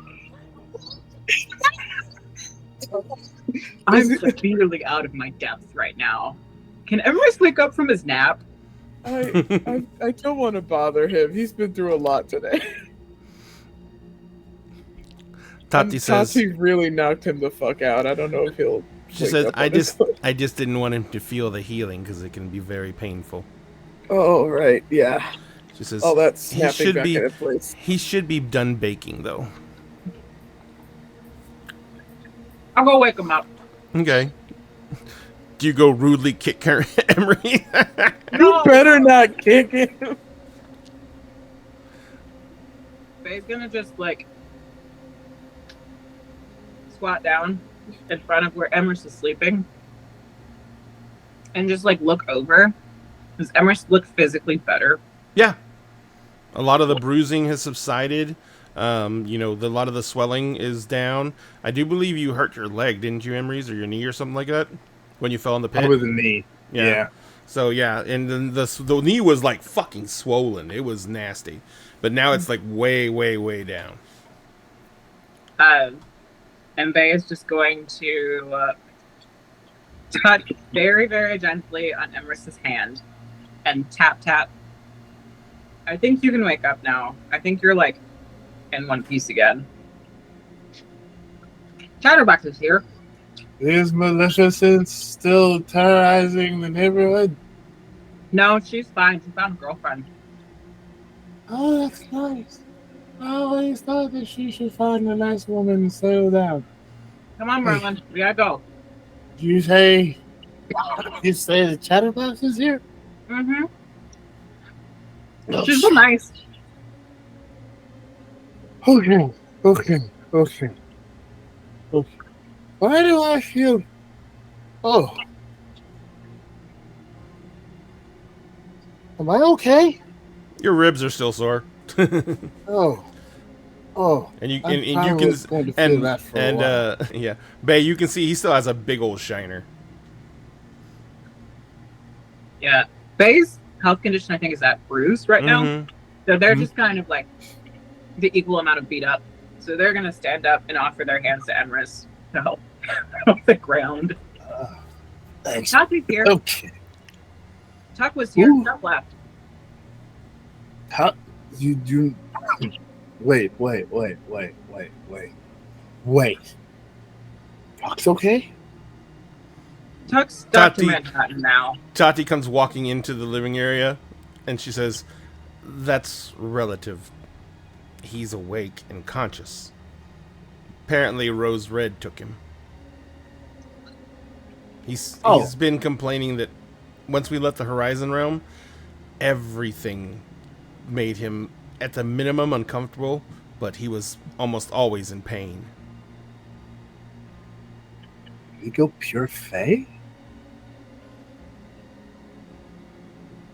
I don't know. He How wouldn't. are He wouldn't you- even let me touch him. So How are you doing with this? it happened like 10, 20 minutes ago. So Okay. I'm just right now. I'm just gonna be happy that he's awake. That's good. God damn it. Thank you, Okay. ruffled epoxy. So Chatterbox is here. Faye will info Okay. dump on the way to Chatterbox. Uh-huh. And Dora's just been awkwardly Actually, standing in the room. As with Chatterbox, like, Chatterbox finished what she was doing, and when she did that, you're in Penny's room. She starts like picking up things and looking at them. She's like picks up Penny's perfume and she sniffs it and she puts it down. She picks up like Penny's like jewelry box and she goes through it and she like takes a ring out and she puts it on her finger and it won't go all the way on. So then the finger gets longer and narrower until it goes on. oh my And god. she's like looking at it. She takes it off. She pulls Okay, out. as long She as pulls she's out a not set of. stealing She pulls people. out an earring and she stabs it through her finger. She's like all jingling it. As long as she's not stealing anything, it's fine. Snooping. She And goes. there's just- She sees the pile of plushies on the bed and she just like dives on top of them. Oh, okay, all right. I And when she turns over, her face looks like a over characterized plushie of herself. And then she leans back into it and she like gets all swollen up and she looks like a plushie. okay. One of my like actual phobias. This is Milagros the player. One of my actual phobias is like American Girl dolls and stuff like moving around. Well, she doesn't So look like that. She looks like a plushie. No. The thought of like a teddy bear running around or like anything like that. Absolutely fucking not. So thank you. So I shouldn't describe her anymore. Thank you for making Yikes. me feel 8 years old and scared of my giant Barbie again. Because what the fuck? Absolutely not. Oh my god. Oh, Yeah. That Emerson was- Bay probably walk in, and Emrys sees that, kind of cocks his head to the side a little bit. Thank you, Chatterbox, for the gift of your time and your knowledge. It is greatly appreciated. She starts trying to get up off the bed because she's so swollen it's hard to move. So she starts to like deflate so she can move better. she did give us a lead, That's good. and Pandora gestures to the guy who now looks like he's wearing a shitty Party City mask of skin. Yeah, it doesn't fit Yeah. right. It's all Yeah, kind of it's just- weird. Yeah. Then Emrys just kind of goes, "That's less good." So she undid the Botox or whatever it is. Chatterbox comes up and she's holding her bottom jaw and she goes and pushes up into her face and she says he was shaped by old Shamase, Yeah. Old Shamazay. master of fleshcraft. That's- Only one who could do this on a living person and leave them alive. Which That is- narrows it very, very much. Uh-huh. Either they had taken this person to him and had it done, or the more terrifying thing is, he could be here. What? What does that mean? Here in, Like here in in town. Seattle? Is he in the fucking walls? Like, what does that mean? Like, No, I don't think they're in What? the walls. And she kind of like smiles. She goes, "What it means is, I'm on the food chain now." Oh dear. That's terrifying. Are you going to be okay, Chatterbox, being here? Being here? Or If you're on the food chain now, are you safe? And she kind of like takes her head and she's like, Oh my god. and she says, I am Shamase. It is survival of the fittest. If I Gotcha. win, then I gain more power. Right, because of the gotcha. Right. Well, let's hope you're the one who wins. If he's here. Well, if he's here. But now, Um, I've tasted his work. And I can try and find him.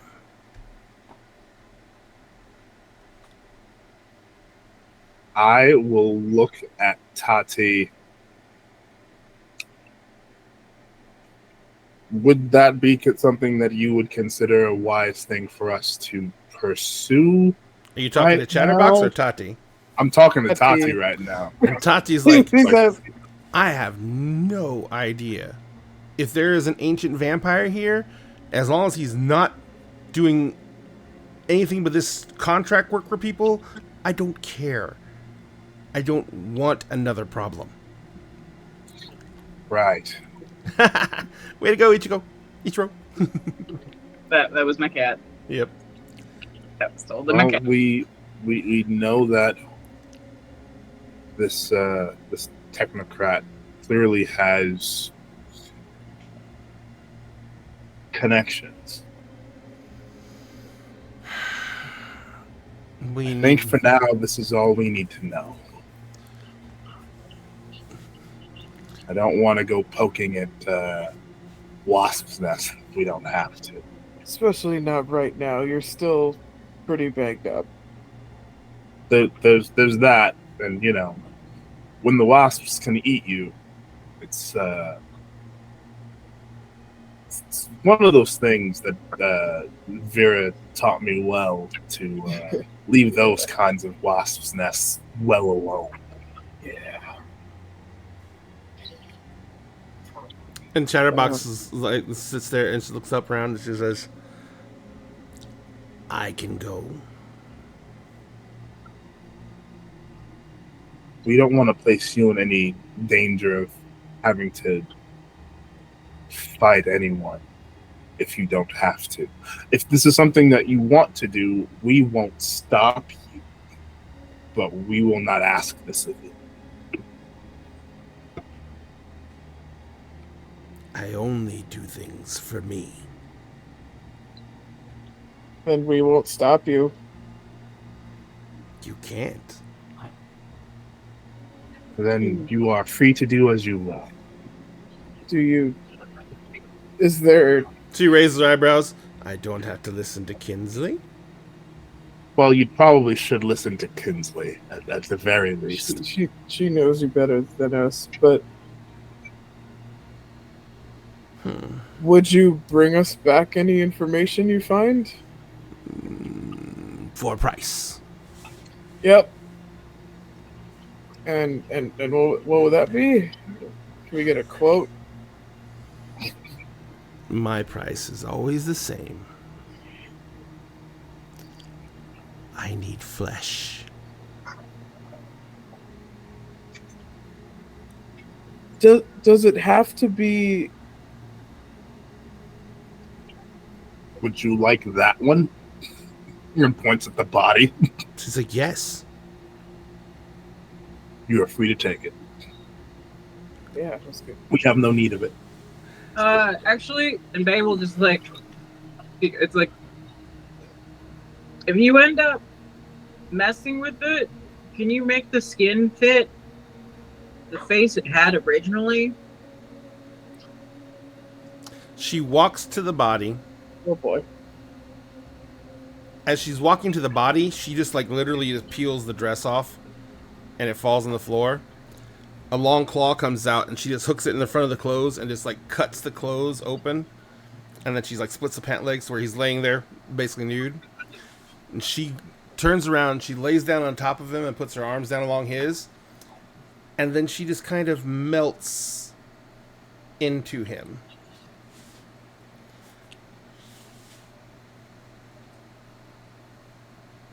I just wanted to get a picture of the right face and we could try to find out who the fuck this dude was before he got. The face that's on the head now is a weird approximation of the face that Chatterbox had on. So it's still got childlike features, but it's now larger because it's on a adult-sized head and everything, and it's just like just different. And she like kind of holds out her hands and she like begins moving the arms and the hands, and she's like twists and moves her hands, and she looks at him and she's like,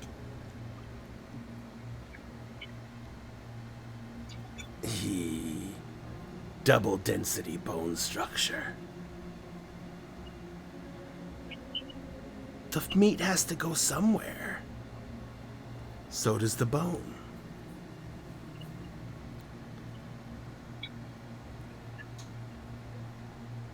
She starts going like this, and the fingers like extend out super fucking long and begin just waving. And then they come back, and she says, "Thank you." You are very welcome.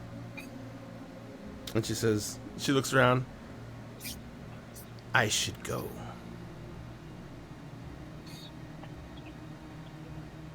Again, thank you for the gift Yep. of the time and your knowledge.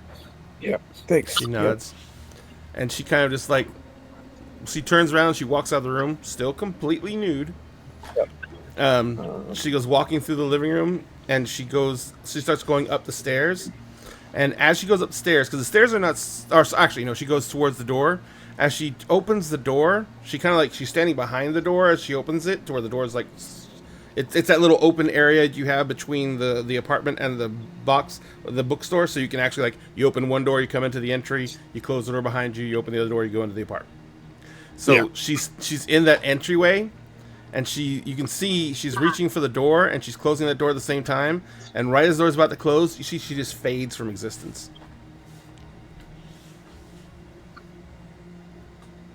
Cool. We have some weird friends. That's a friend? From now on. Yeah, ally. Friend of a friend. Friend of a friend's ex. All right, then. I mean, at least we now know that whoever originally was in that body had magic rune tattoos to strengthen their body, probably was doped up to shit, got flesh crafted by maybe Dracula. Maybe. Dracula. Yep. And they were a mage. They were a mage, yeah. And were a mage. That's triply concerning.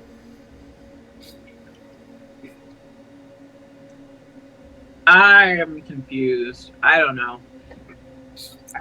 Welcome to our world. I thought We like, spend a lot of time confused until we're not. yeah, I thought you guys said that, like, I guess now I am part of this, but like, I thought it's weird to have other beings work with each other. Oh yeah, it's Very. we're very much like the weirdos for doing this. So the technocracy is taking by your example. It would seem so.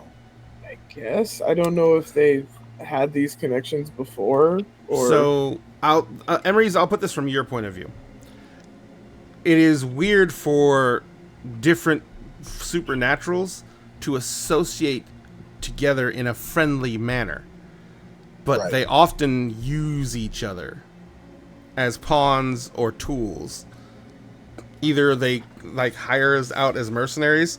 The only ones who really don't have that kind of correspondence is the werewolves and the vampires. There is a lot of just horrible blood there, and there is the werewolves literally think that the vampires are an abomination and should not exist in any way, shape, or form. And the vampires, since they're being attacked by werewolves all the time, they know that werewolves are a huge threat, and they always seek to fuck them up. And some clans of vampires literally seek to do things like destroy werewolf cairns so they won't have as much power. Emerus explains that to the group, essentially. But yeah, mages have used vampires. They've literally done things like, you've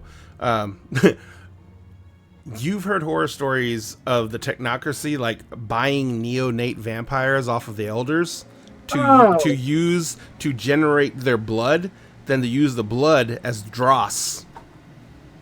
So they basically keep the neonates pinned down, and they can keep on feeding them from other sources so the blood gets turned into vampiric blood, and then they drain the neonate. I do know, like, this is Diamond, though, knowing this above table, because our lovely Star Shard Stories has explained things to me. But apparently, like, the Tremere used to be mages, right? Yes, they were a sect of the Order of Hermes. Mm-hmm. And one of them thought he had found a way to immortality. And became a cantrip. Yep. And his name was Tremere. So, I think that this is a pretty good place to wrap up for the evening. You guys doing okay? Oh, Jesus fuck. very A little more uncomfortable. disturbed than we were before, but Ma'am. And I loved bringing back Chatterbox. Thank you for Yeah. that. At least she I didn't fucking- eat anyone. Yeah, She was- didn't she eat was- anyone. She is one of Kinsley's vassals. Somehow she owes Kinley a fuck ton. So she, like, when Kinsley tells her to do something, she does it. yeah. So, and she was told to go to you guys and do what you asked her to do. So that when you told her that she was free, you almost got yourselves killed. Yeah, that's why I amended that real quick. Real fucking quick. Well, ladies and gentlemen, we're going to wrap things up for the evening. We are glad you all could join us. Thank you so much once again for the follow from Unruffled Aproxy. Unruffled Aproxy? I guess that's how you pronounce it. Thank you very much for the follow. We really appreciate it. We are going to be back tomorrow night with Kingdoms of Mist, our D&D 5e game, where our heroes are finally going to be getting to Kyrell. They were going to have a fucking wild ride getting onto the planet, as they now have to navigate a literal planet-sized storm to make it down to the surface. So we're going to have some fun. It's going to be a wild ride. So please be sure to join us tomorrow night here. And for these lovely, lovely people, I thank you guys so much for being here. Diamond, where can people find you on the internets? It's been a while since I still remember how to do this. Hi there, my name is Madness Diamond. Since we're friends now, you can call me Diamond. I'm everywhere on social media, spreading my wholesome chaos at Madness Diamond. Unless you're looking for me on TikTok, then I am Madness Diamond 2.0. You can find me here on Tuesdays playing Bay, the human martyr hunter, who is no longer fucking blind, but really fucking confused. And is trying to be as supportive as possible to these lovely supernatural beings that they have become friends with. And has gifted you all as the audience with the sight of Emerus in gray sweatpants. And on Thursdays, you can find me on World Sheet Quest playing Fathoms Below. It is a completely homebrewed 5e underwater campaign ran by our lovely Son of Asgard, Bran, who is our Chaos Wrangler GM. We are currently dealing with another player's traumatic backstory and are being hunted by their undead cult brethren. Yay. It's going to be a fucking trip. I don't know if we're doing it this Friday. Are we doing Tales from the Loop this Friday, Ray? No, this Friday is Ivy's show that I'm on. So it's Ivy's next show. Friday. So then, and every other Friday, I will be on Tales from the Loop as my new character that I'll be premiering. So come drop by and see that to see my new baby. New baby. My new baby. And it's going to be lots of fun. Oh, So, yeah. Come join me on my socials. Dun, dun, dun. Milagros, where can people find you on the mighty, mighty interwebs? Hello, people can find me consistently Monday nights starting up again next week, and every other Saturday morning on the Starfield. And then I can be found here Tuesdays and Wednesdays on Dinner and a Game. Presence everywhere else is sporadic. I've got stuff in the works, mostly writing. I'm getting to edit for some more people, which I'm really excited about. But yeah, I'm always here, getting tormented in some way. It was just discomfort this time, which is kind of nice. You know, I didn't feel the urge to cry. So Hey, that was nice. you know, when you're a GM, it just means you're a licensed trauma dealer. Yes, and I come twice a week back to back for my dose. What'd you say, Diamond? You got Pandora got head scritches. Yeah, Yes, yeah, I know I got Pandora head did get head scratches. scratches. And we got to lay on the And grass. Yes, And I gotta touch grass. You gotta touch grass. It's wonderful. You get to smoke grass. Yeah, true. You were in Seattle, so that's a given. Sphinx, where can people find you on the massive, massive interwebs? Hi, I'm Sphinx Akasha, the current champion of bards. You can find me on Tuesdays and Wednesdays right here with Dinner in the Game. Every other Friday, you can find me with ADH Adventures running my own campaign, Agents of the Circle. We're on our 5th and final season as the party is in the Kingdom of Bards in the catacombs beneath the Temple of the 36 Chambers. So tune in for that. That's happening this Friday, actually. Dun, dun, dun. On every Saturday, we split between Heroes Arc, which is happening this Friday, and the Tale That Never, not the Tale That Never Was, Unlicensed Magic War Crimes, which happens on opposing Saturdays. On Sundays with ADH Adventures, you can also find me playing The Tale That Never Was, which is a fun show. It involves a lot of time travel, very, very Doctor Who, Eldritch Horror, banana pantsness. It's a lot of fun. Banana pants. Yeah, that's about where you can find me right now. Wonderful. And of course, you can find all of Dinner and a Game's links on our link tree. I was typing the wrong thing. I was like, I haven't done this in a while either. And I can't type. On our link tree, if you want to, you can give us a follow on all our social medias as well. You can find us here on Tuesdays for Emerald Sanctums, which we've just played.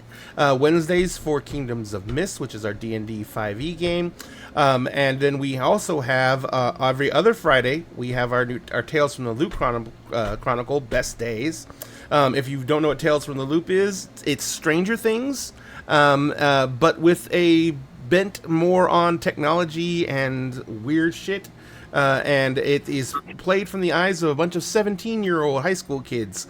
So that's going to be what we're playing next Friday. This Friday, I will be over on Dice Cream Sandwiches, playing my new bard, which we just introduced, because Xavier, the psychopathic murderous mage, finally died.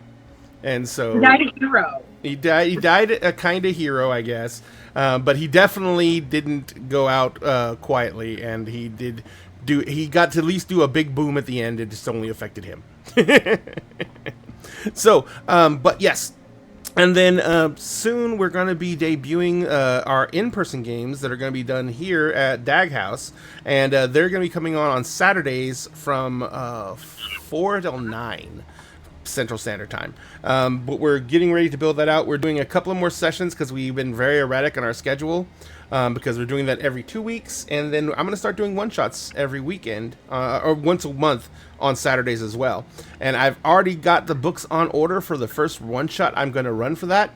And that is the new books that I just got purchased from Monty Cook Games. And that is, where is it? Old Gods of Appalachia. So I'm going to do that as a one-shot on a Saturday, and it's going to be, think what just happened with the lovely Chatterbox, but make that every single thing you encounter until you're driven insane. So that's going to be happening as soon as I find people who want to be tortured that much. Volunteers.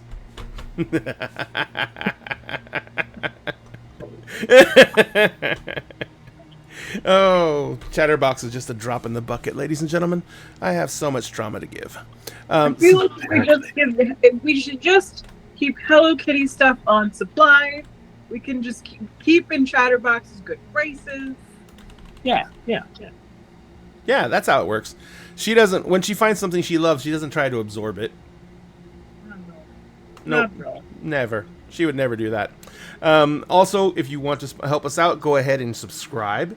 Any subscriptions we get, all the money we get goes to doing things like bringing on new creators, like the amazing Sphinx Akasha, who is going to become a GM here. I need to talk to you about that so we can just see what you're going to be doing and what nights and everything are going to work for you. But we're going to be looking at getting that started up soon. And if you want to help us in another way, you can go to Many Worlds Taverns and order using the link you see in the chat right now, and then use that discount code for 10% off your orders every time you order, and every little bit of that order will go to help us out as well. You can also find our merch links in the link tree, and we hope that everyone has a wonderful evening. In the meantime, I'm going to go ahead and send us out with the intro, which I need to redo for an outro. And we will be on the stream ending screen for a little bit, and we're going to give a raid out to somebody. As soon as we find someone to raid, I'll put it up in chat in just a minute. So you guys hang on for a bit. We're going to go raid someone. If you don't know, when we raid someone, make sure that you tell them hi. Make sure you tell them you appreciate them creating content. And make sure you tell them Dinner and Games sent you. Also, be sure to love each other. Be sure to social distance where you can. Wear a mask when you can. As we found out at Gen Con, COVID is very, very much still out there. As the rest of us are recovering from it. And I can hear my wife coughing. So we're going to get out of here as quickly as we can, ladies and gentlemen. At Dinner Game, we always save you a seat at the table. Please be careful. Take care of yourself so you can come back week after week and enjoy content with us. We will see you guys in tomorrow night for Kingdoms of Mist. And we will talk to you later. Here's the outro, intro, and we'll be going to raid someone in a sec.